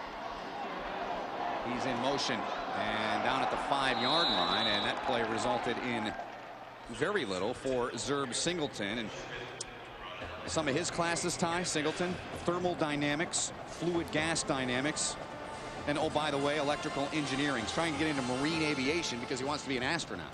That's why he wanted to go to the academy. Well, I'm assuming thermodynamics and fluid gas dynamics might just get you there. That might be some of the stuff they stick in those rockets to get him up where he'd like to go. Yep, we're here at Ford Field. Great to have you with us wherever you're at. My name is Ben Holden with Ty Halleck, Pat Collar, our producer, director, and all of our crew. As Navy been in control of this game since the get-go. They've scored on 6 of 7 possessions. Kaipo, oh my goodness, Kaipo into the end zone once again. Make it 7 of 8 possessions. The midshipmen have scored, and Kaipo involved in his 6th touchdown of the day. Well, and so much is brought up about this triple option. Well, not only do they have the option and the standard option, they've got almost a counter play or a counter option to that. They've run it with some success, and Kaipo right there this time kept it himself, made a good cut underneath, a good offensive block, and a touchdown for the midshipmen. 48-21, pending the point after here. 8:04 to go. It's 49-21, and Kaipo, well, he was advertised highly in our preparation for this game, and he has certainly delivered, has Kaipo Noa. Kaheaku Inhata now involved in 6 Navy touchdowns today. 8:04 to go in the fourth. We'll take a break. We're back right after this. A tradition of excellence of Virginia football. More Wahoo football coverage on Sports Night. All season long. Highlights, news, analysis. The Grown Report. Your all-access pass to Cavalier football. Sports Night. Only on Comcast Sportsnet. We're RSM McGladrey, the accounting, tax, and business consulting firm designed for organizations on the move. We listen to your needs and design solutions that fit your budget, timeline, and corporate culture. That's RSM McGladrey. This man bought his 100% wool suit at Men's Warehouse. This man paid twice as much at another menswear store. So while they both look smart, only one of them actually is. You're going to like the way you look. I guarantee it. Tickets are on sale now for Comcast Sportsnet Night with the Caps. When you buy tickets to the following high-profile matchups, you'll receive cool Caps gear, a ticket, and food coupon. Just stop by the Comcast Sportsnet booth on the concourse, log on to ComcastSportsnet.com and WashingtonCaps.com for more.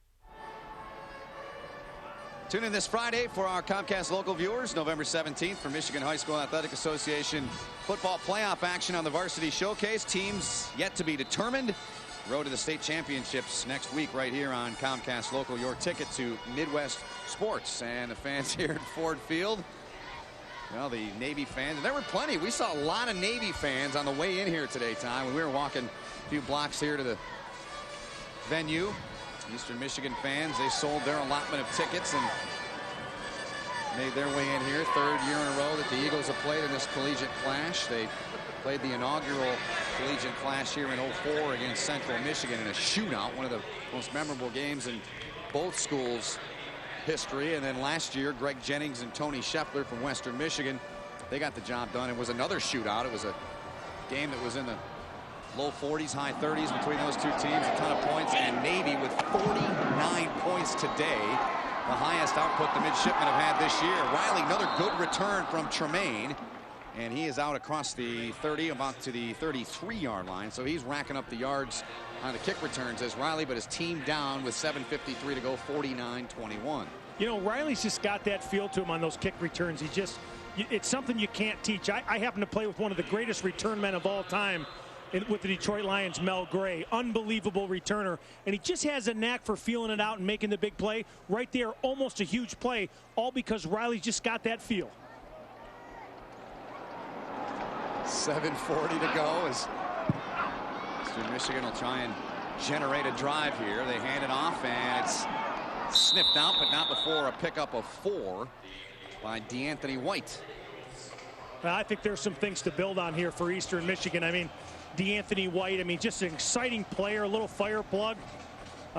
Exciting to watch and play, and I just see a lot of players. You know, one thing Paul Johnson said to us, quite frankly, earlier is he said, hey, look, we're not going to out-athlete Eastern Michigan. Yeah. We don't do that against many people, but we're going to out-execute them. To their credit, they have done that. But Eastern Michigan's got a lot of young talent that if they learn and grow with games like this, they're going to be good in the future. Yep, that's a great point. And these Navy kids, they certainly play the game hard and play it the right way. Caldwell in on the tackle as he got a little help there from number 5 coming up from the secondary, Jeremy Miles. Now I got to tell you, you almost chuckle when you watch that play. You watch number 18, DeAnthony White. That time is going to be a lead blocker for Schmidt. Schmidt almost twice his size. It looks like he's pushing him, trying to jack him into a guy. And hey, get out of my way, he says. You know, but fun stuff to see those guys flying up in there and playing football the way it's supposed to be played. Offensive lineman makes his way off the field for the midshipmen. Now Andy Schmidt, 15 rushes, 81 yards. Through the air, he's 22 of 34, 2 picks, 195 yards. And Eric Delorier, they have done a great great job on him. Just 2 catches, 23 yards as Eastern Michigan keeping it on the ground. They'll need 2 to get the first down. On the carry by White, and they'll send Zach Johnson back onto the field. Will the Eagles. White couldn't get the first down in punt formation, and Tomlinson will retreat back for the midshipmen. Another guy popping in there, the only Michigan guy here today, Jeff DeLees, 5'11", 194-pound junior, was up in there on that play, showing well for, I'm sure, some family members that are here to see him from the state of Michigan. Navy has played 121 games without returning a punt for a touchdown. And it appears the nation's longest streak will go to 122, barring a bizarre sequence of events here. Navy's got 5:17 to grind out here. They lead at 49-21. Johnson does his job again. The punter, the Ray Guys semifinalists. We're back to look at Navy again on offense after this. Sports Night on Comcast Sportsnet. The one show devoted to your team. From the game to the locker room. Every season, every team. Live reports, breaking news, inside access to the players and personalities making headlines. More than just the score. Total sports coverage.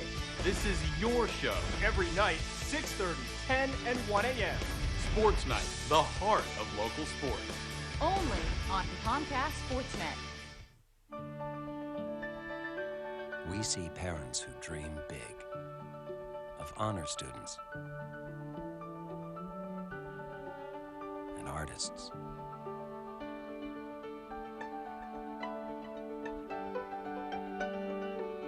Of children who found what they love. By supporting programs that help children learn, we help parents watch their dreams come true. It's been all Navy here today. Ben Holden, Ty Halleck, and all of our crew, and Paul Johnson's squad on their way to their 7th victory of the season. Kaipo is out of the game at quarterback for the midshipmen. Keep it on the ground, will the mids, and trying to grind this clock out. The ball carrier that time around was Bobby Doyle, a freshman slot back from Ohio. It was Andre Hatchett, who started here today and has seen a lot of playing time with the way that Eastern Michigan tried to shift its defense around to try and slow down this triple option, but Navy's rushed 48 times for 272 yards here today. They lead the country, 324 a game in that department. Try this end, that didn't work. Great play made by Chris May, Florida native, who's really stepped up defensively for Eastern this year. Oh, Chris May's a good football player. He came down and made a big play there. He made a big play earlier on an option as well. And then if you remember, Jenik even talked about at halftime how close he was to that ball on the sidelines with Campbell that could have changed the momentum of the game and maybe had this a little bit closer. So Chris May's certainly somebody, another one of those guys that should be built on, a sophomore with freshman eligibility that they got to build on here with the Eagles in their program. Yeah, they have safety position well taken care of at Eastern Michigan with May and Wyatt. First down run, and Matt Hall picked up the first down. He's still beating himself in the head. Yeah, these guys all the way from top to bottom. Look at them. They all want to do well. They all want to make big plays. Matt Hall included, playing that fullback position that Ballard's done so well at. Ballard gets hurt. You get Catani in there. Now you got Matt Hall. Every one of these guys, tough, hard-nosed runners. A fullback position you don't typically see unless you see an option team. Yeah, the fullback is certainly a lost position in college football, it seems, anymore. There aren't two, I can't think of one or two teams that come to mind right now that use a fullback. Well, I tell you, it's kind of an in vogue deal. These coaches, when they see offenses that work, and you see Eastern run the type of offense that a lot of people have gone to, where you get the coaches on the sideline, they can see what's going on, make a play call. Everybody's got to get involved. The one thing it does do with a lot of offenses, however, is make sure that everybody on the football field needs to know what's going on and needs to know the signals and the plays in order to react to what they're given. Bryant got rid of the football. Jared Bryant, sophomore quarterback from Hoover, Alabama, has replaced Kaipo Noah Kahea Kuinhana, who's had a career day. 6 touchdowns he's been involved. Navy has scored on every possession except one when they fumbled, when They took Kaipo out of the game, and there's Kaipo on the sideline, the native of Hawaii. Island of Oahu. 2.5 to go. Right in the middle of that Eastern Michigan line, they get to the quarterback very quickly. Steven Johnson made the stop. Good job by the interior line and Steven Johnson to get up in there and make a big stop and make it a 4th and short. Well, Navy, this will be their 2nd straight win after losing back-to-back games against, well, Rutgers, who had an incredible victory on Thursday over Louisville. Movement up front, and the midshipmen then took on Notre Dame in Baltimore and lost that game 38-14, and that was Kaipo's first game, and he had to do it against Notre Dame and home of the Baltimore Ravens. And last week he a lot more comfortable. Prior to the snap, Duke. Offsides in the neutral zone and causing reaction on the defense. Said 5 yards, first down. Well, that'll be a first down, and Paul Johnson's team, they finished strong. Well, the last 3 seasons they've been very good, 8-1 in their final 3 games of the season, and after today at home against Temple, and then they take on Army in Philadelphia December the 2nd. So just 2 to go for the Mids, and this will be their 7th victory of the campaign.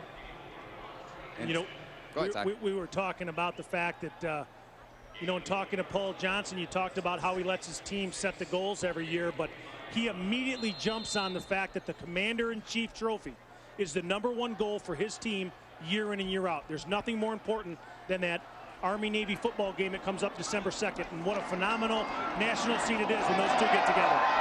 Right up the gut, Hall once again. So Hall, who's been hard on himself on this drive, 13 yards up the gut. Our Bell Tire player of the game is none other than Kaipo Noa Kahea Kuinhana. What a day he turned in. Through the air, 7 of 9, 151 yards, 2 touchdowns, and he rushed for 28 yards, 4 touchdowns. He is our Bell Tire player of the game. Brought to you by Bell Tire. We'll make you happy you came in. That's a promise. Ball turned over, and Eastern Michigan will have it with just 52 seconds remaining, and the Eagles will drop to 1-9 on the season. And they will travel to Kent State for their next contest, and then they'll close out the 2006 season. Oh, yeah, they got to try to tackle Garrett Wolf in the last game of the year in Ypsilanti the Friday after Thanksgiving. Well, a good job by Eastern to get the ball back and get Jarrett Bryant again to cough up that football. Tough day for Jarrett Bryant. First down catch is made. Schmidt to DeAnthony White. Time now to take a look at our drive of the game, Ty Halleck, and that's brought to you by your Metro Detroit Ford dealers. Visit thinkfordfirst.com. Opening drive for Navy. Campbell, a huge catch, and then Kaipo into the end zone. And a sign of things to come. Kaipo running the ball, passing the ball, doing everything. That's why he was the Bell Tire player of the game. Phenomenal play by Kaipo all day, both in the air and on the ground. That's our drive of the game, brought to you by your Metro Detroit Ford dealers. Visit thinkfordfirst.com. Just 22 seconds left in the football game. Navy will go to 5-0 on the road this year.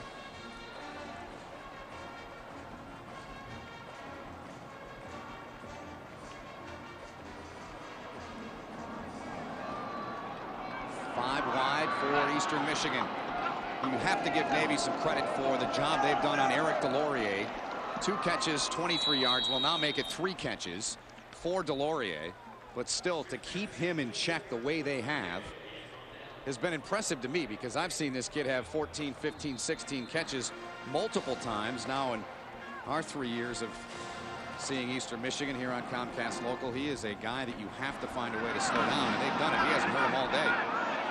Schmidt looking to fire downfield. Now he'll keep it, run for the first down, and step out of bounds, but time has expired. So Andy Schmidt,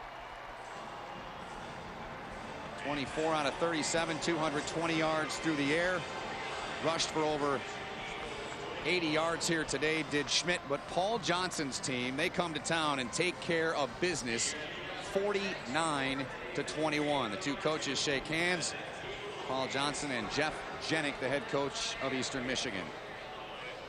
And we'll take a break and come back. We'll wrap it up here from Ford Field in downtown Detroit. There's Kaipo. Big day out of him. His squad wins it 49-21. We're back for the wrap right after this.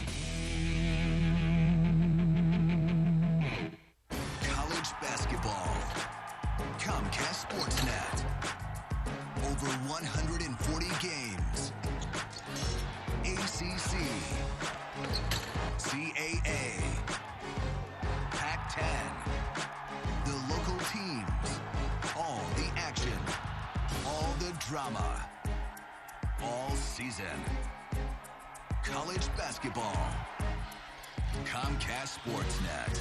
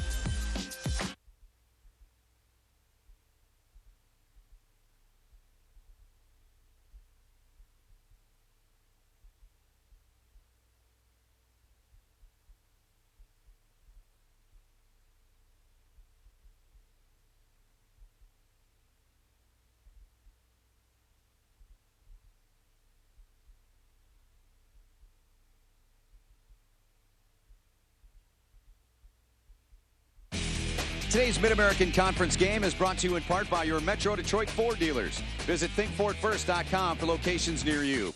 And by Bell Tire. We'll make you happy you came in. That's a promise.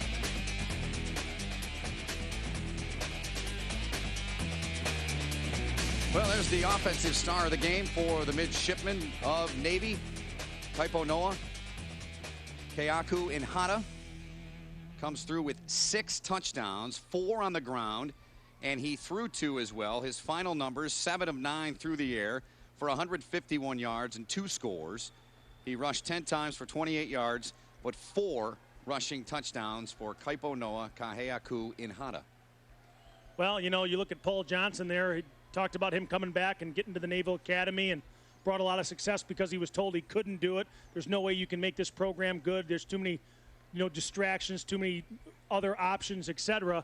But at the end of the day, he showed a couple things today. Number one, they're not just a running. Don't tell them we don't either. They do throw the football, and because of a guy like Kaipo, they were able to do it very well today. Unfortunately, at the chagrin of the Eastern Michigan Eagles. So very good football game today by the Naval Academy in a different dimension that you don't always see.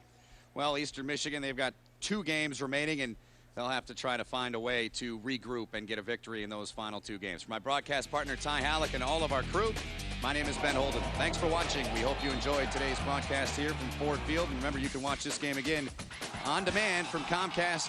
Call 1-888-COMCAST for more details. Thanks for watching. We hope you enjoyed the collegiate clash here as Navy wins it 49-21. This has been a presentation of Comcast Local. So long from Ford Field in downtown Detroit, where Navy takes care of business today.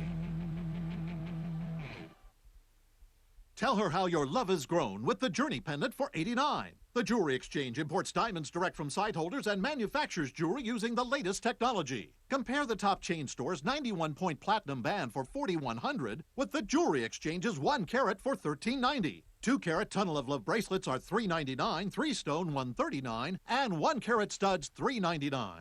The Jewelry Exchange guarantees their jewelry to appraise for double. Buy factory direct and save. The Jewelry Exchange in Bethesda. Saturday night is hockey night. Saturday soundtrack. Sounds of the game you've never heard before. It's a hook, but it's a dive, too. On the ice and in the locker room. Email the booth. Get your questions answered from Joe and Craig during a game. Sports Night and Post-Game Live. Before and after the game. More exclusive Caps coverage, fan interaction, and player profiles. The complete Capitals game day experience. Watch Hockey Night in Washington. Saturday only on Comcast Sportsnet. The pride, the excitement, the passion. Nothing beats Hokie football, and nobody brings you more Virginia Tech coverage than Comcast Sportsnet. Get the highlights, news, analysis, plus the Frank Beamer Report on Sportsnet. Live at 6:30, 10, and 1 a.m. And there's more Virginia Tech action. Sundays, tune in for Virginia Tech Sports Today, followed by Hokie Playback. See the game again and catch up on what you missed on Saturday. It's your all-access pass to Hokie football all season long, only on Comcast Sportsnet. Life over dad. 4 NFL players. I'm coming for your job. I'm coming for your job. 4 dads. A, B, C, D. 1 day off away from the gridiron. It's my little rocket. Come on, y'all hanging with us a little bit.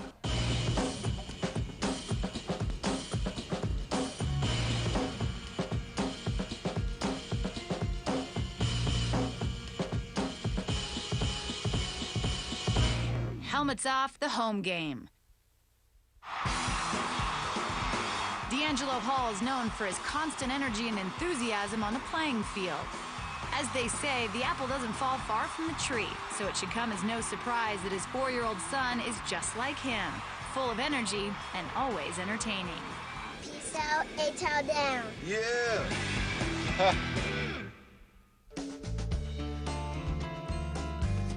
On my way to pick my little man up from school today, promised him we would go hit the golf stick. So, you know, that's his favorite thing in the world is to go play golf. So now we're about to get it on. Next Tiger Woods in the making. Not only does Hall and his wife Jada have a 4-year-old to run around after, but the couple recently welcomed a new baby girl as well. So for Hall, Tuesdays are pretty special. Obviously, with the schedules we have, at times it can be kind of strenuous on your family and all that with the time that you're gone, but I mean, when you're home, you're home. When he did this project, they didn't know that I was his dad, so they kind of just thought he was a fan. That was what he made. About to go play some golf.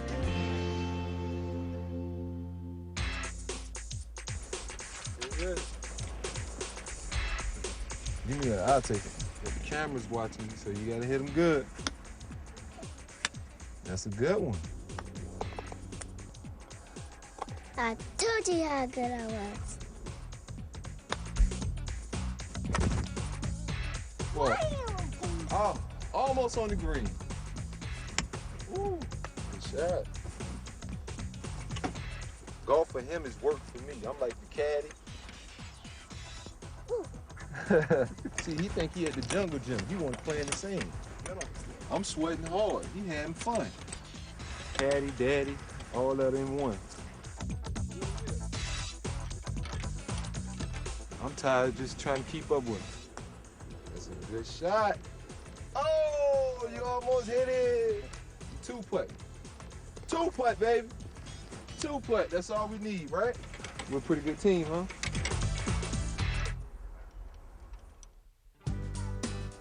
Once he gets home, Tyrell takes a break from playtime for homework. When the homework break is over, it's time for Madden with Dad. EA Sports, it's in the game. You show us your touchdown, Dan?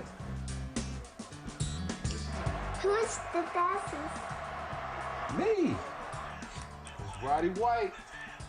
Touchdown.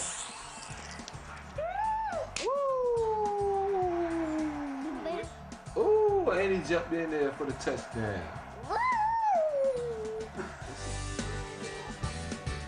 Oh, this is my baby girl, Maya. Maya is 6 months old. My dad is a hunk. Mama picked that out, though, didn't she? Didn't she? There's not much quiet time for the Halls. They're constantly in motion.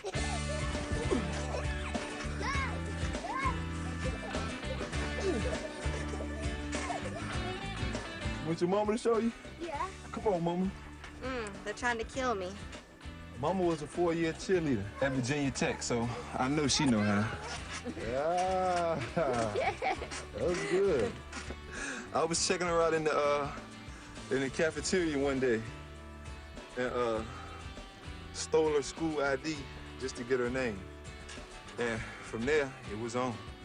Started courting her, leaving her little notes, winding down, and ain't that right? That's right.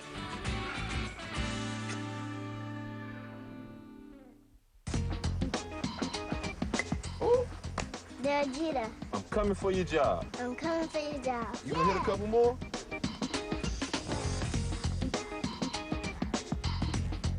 This is my John Smokes right here. See if you hit this one. You ready? You ain't ready. Oh man, good hit. This the one right here for the win. Can you hit it? You want to bet? If you don't hit it, you got 5 push-ups, all right? Oh, so I gotta do 5 push-ups. 1, 2, 3, 4, 5. It's safe to say D'Angelo is pretty worn out at the end of what was supposed to be his day off. And tomorrow, it's finally back to work. We enjoyed y'all spending the day with us. It's about time to get these little jokers to bed. So, we'd enjoyed it, but we gotta go. See you when we see you. What you say? Peace out, A-Town down. Yeah. Let's go.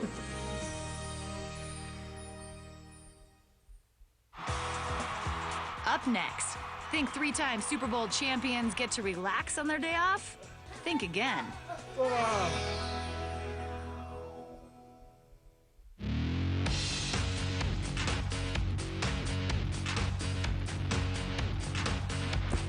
Do you like brain teasers? I got a good one for you.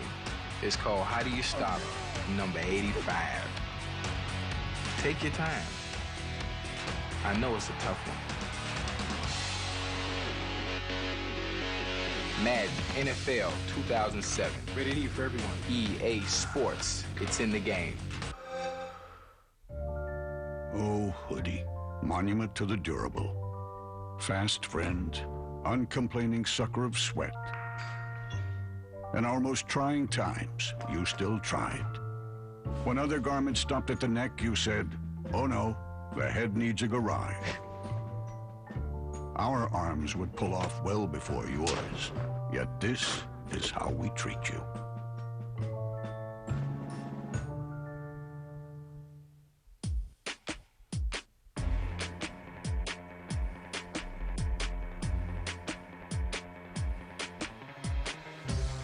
Heart. Authenticity. Character. Focus. Passion. Dedication. Personality.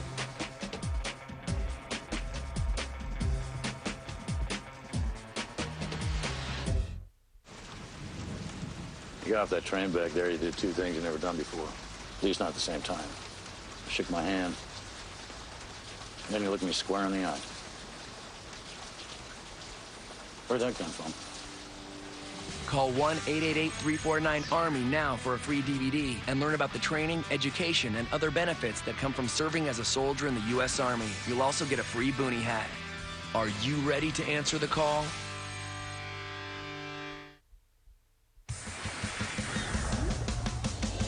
It's television's most prestigious fishing tournament. FLW Outdoors. Look at the bend in that rod. The ultimate weekly challenge in competitive fishing. Woo! Huge fish. Follow the world's top anglers as they go head-to-head in a race to hook the day's most elusive catch. And battle it out for the right to be crowned world champion. FLW Outdoors, tomorrow on FSN. Helmets Off, the home game, is brought to you by Madden NFL 07. Reebok, official outfitter of the NFL. NFL players, real passion, real personality, real players.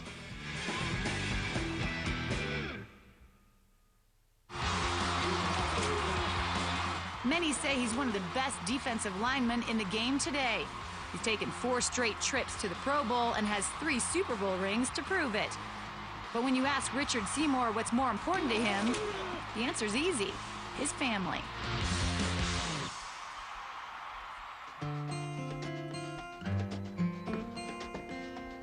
Come on, son. It's a Tuesday in late October, but for Seymour and his son RJ, it's more than a day off. My My day off, and we're just chilling. We running some errands and just hanging out a little bit today. Actually, we call it Men's Day right now. When me and my son get together, come on, you ready to roll? All right, come on, y'all hanging with us a little bit.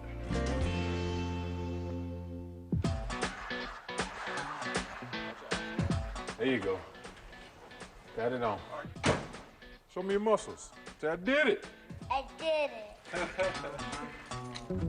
They call us Daddy Dump Truck. Let's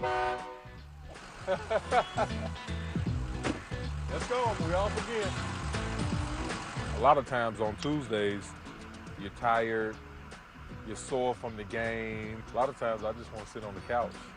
But you know, when I just get on it, when I wake up in the morning, they come jump on my head. So it's always something going on. We're off to Burger King now. Big Kids double cheeseburger meal, no pickles. I enjoy spending time with kids, to be honest with you. I mean, I'm a kiddie guy. And I think the more time that you spend with kids in general, period, you know, the better they'll be.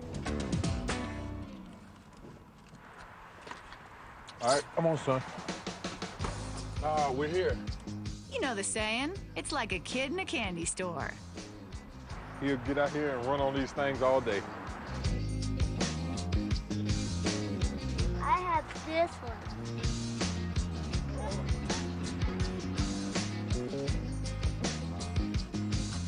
I always had four-wheelers and knew how to ride ever since I was RJ size. You got your bubble gum? Men's Day is almost over. Hey, let's go see the girls now. And it's time for Richard to take on the ladies of the house. I go in and say, honey, I'm home. This is my lovely wife, Miss Tanya Seymour here. Hi. Kennedy. This is Kennedy. Where's Kennedy? Say hey. Say hey, Kennedy. This is Mike. This is the youngest one. This is Kayla. Say hey, Kayla. We have a fourth coming in here. So, 4, that's it. Yeah, That's it. Done deal. That's a wrap. So fans may not know just how helpful NFL players are around the house. I think they don't think they watch kids. They change diapers. They wash dishes. I don't think they think they do those kind of things. They just come home, kick their feet up, watch TV and wait. We live life. We enjoy our family, enjoy the kids, enjoy my wife. And this is all they want to do. They want to come, get on daddy, and wrestle. And I got you. I got you. I got you that time.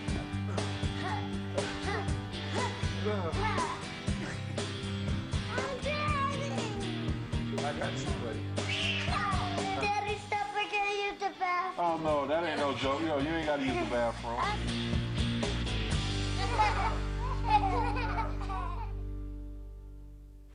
Tell my strength coach I don't need to do any squats or leg workouts. These are my leg extensions right here. I got the kids. When Dad gives them those long drags on the floor, it kind of helps me with the sweeping. They kind of mop up the floor, I don't tell them. So it's like a plus. This is a typical Tuesday, just kind of hanging out with the kids, whatever they want to do. I think it's essential especially for men in general, to spend time with their family, spend time with their kids, and, you know, because love is about giving and it's about sharing. And, you know, I think that's what it's all about. Like I said, you know, it could be a lot of other things that you could get caught up into, and a lot of young guys, you know, get caught up into when they come into the National Football League. But all of that stuff can be here one day and gone the next. You know, it's no substance in those type of things. But I think one thing money can't buy is, you know, love. When I look at my kids and I look at my wife, and that's true happiness in my life.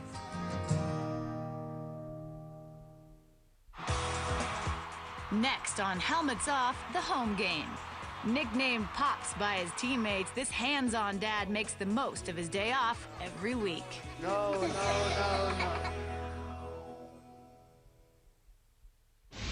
has been all Colts today.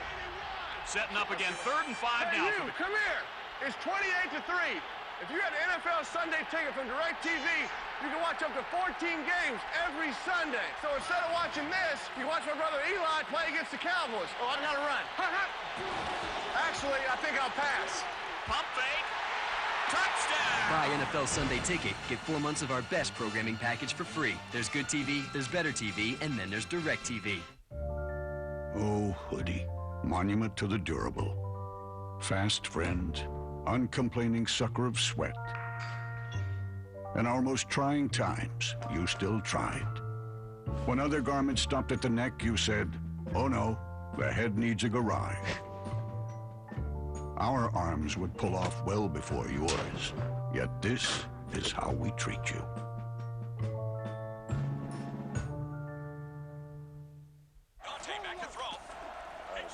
Oh, Bell! He's up! Oh, my! Oh! Replay that! Rewind! Man, I just seen Wes Welker through the seam right here. I dropped it right over the top. I threw a BB, picked the peanut off his head. Get your roll on, Pelt. Get your roll on, Pelt. Get your roll on. Get your roll on, baby. Now hit it. Bam! Madden NFL 2007. Rated for everyone. EA Sports. It's in the game. I can still go to college. It's the Army. I'm gonna be part of something that's important. And it's the reserve, so they'll train me around here until they need me. Good training. It's the Army. Call 1-800-984-ARMY now for a free DVD to learn about strengthening yourself and your community as a citizen and soldier in the U.S. Army Reserve. You'll also get a free sports watch. Stand ready in the Army Reserve. Hey guys, thanks for coming. Are we in trouble? No, you're not in trouble. I just want to set some ground rules. Like what? Well, remember last week when you hit Vinny in the head with the shovel? I do not recall that. Of course not. Well, it was pretty graphic. Too graphic for the kids. So I'm gonna have to block you. I gotta make this up to you. This is Vinny's watch, and I want you to have it. You deserve it. Thank you. That's really not necessary. No. Come here.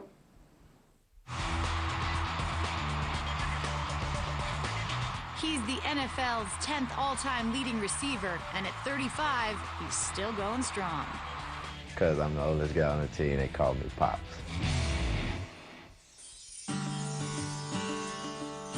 It's Tuesday. The Chargers are off today, and in this house, Pops is simply known as Dad.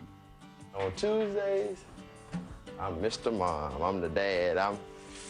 I'm Dad, so, but I enjoy it. Keenan and Nicole McCardell have 4 kids, including 5-year-old twins. So on Tuesdays during the season, Mr. Mom does it all. Y'all get y'all stuff, and I'll be right back down. I'm gonna get KJ.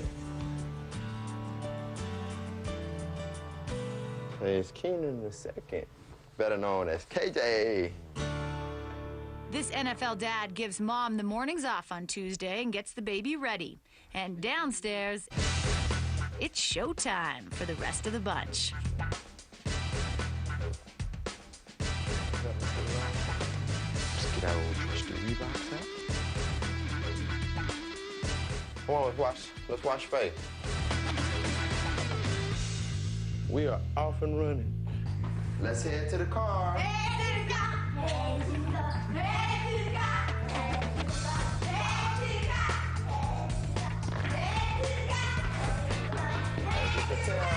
I just gotta put some more in there. Hey, you guys ready? Everybody buckle up, buckle up, buckle up.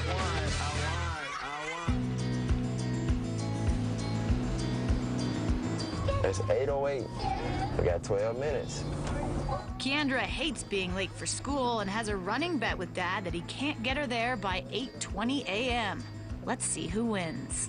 We're coming up to your favorite light. Uh-oh, it just turned 8:13. Stop it!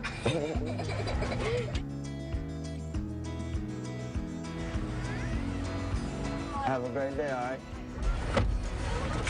Keandra, the time is 8:19. All right, love you. Peace. Keandra, the time is 8:20. Bye.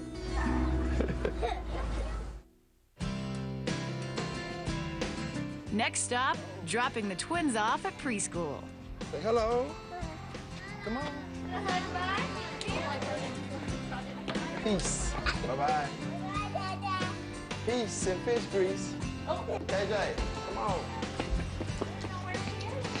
But yeah, it's big for me to be, be able to take them to school because they don't see me a lot in the morning time. I'm in and out before they get up. So, but Tuesday's my day off. I get a chance to have some quality time with my little man here. Let's go. Although it's his day off, Keenan has to go in for physical therapy. So the next time we see him, he's back in the car picking up the kids from school.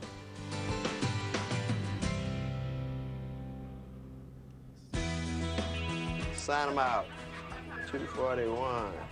Hey, bye-bye. See you later. Who is that? Is that your big sister? Hey, girl. The time is 3-1-0. 3:10. That's one good thing about being in California. There's so much to do here. You kind of can get out of the spotlight sometimes. We kind of can blend in, and nobody really notices. Homework. Homework, yes. What'd you do today? Pee-wee sports?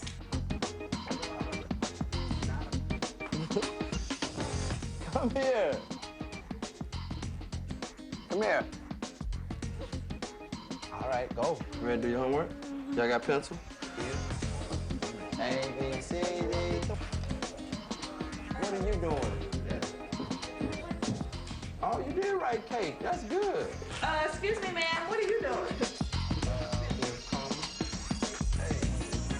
Hey, quit operating. Ain't nobody tell you to operate on the television. Now write the word.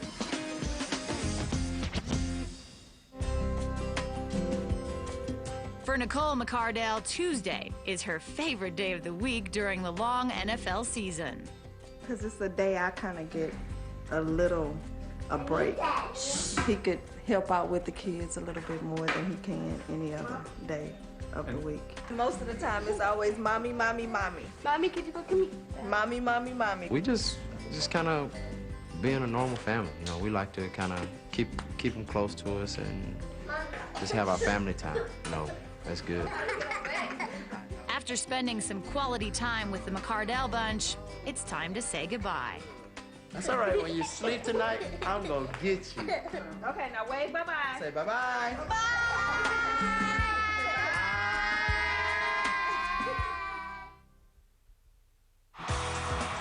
Up next, find out how this fierce Jaguar spends his time away from the gridiron.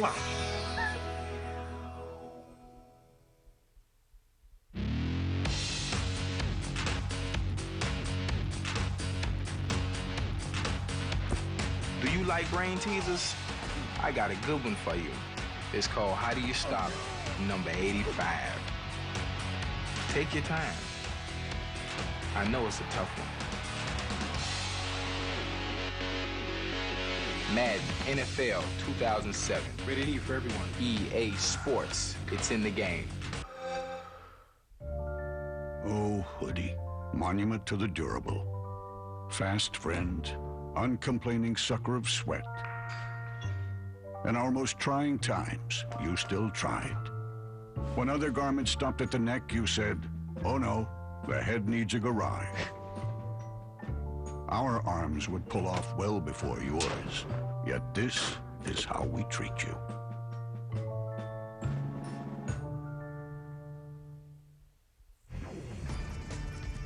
You don't have to be a professional athlete to eat right and stay fit. Comcast, Sportnet, and the Washington Mystics are urging you to get up and go. For just 30 minutes a day, try walking or biking to school instead of getting a ride. And put down those video games and play outside. It takes hard work to do what we do, but not to lead a healthy lifestyle. So get up and go. For exercise and healthy eating tips, check out ComcastSportsNet.com. And don't forget to get up and go. Helmets off. The home game is brought to you by Madden NFL 07. Reebok, official outfitter of the NFL.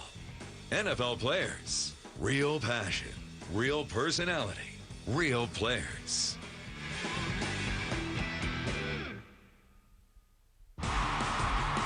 He's got a reputation as one of the hardest hitting safeties in the NFL. He's in his 9th season as the Jaguars' leading tackler.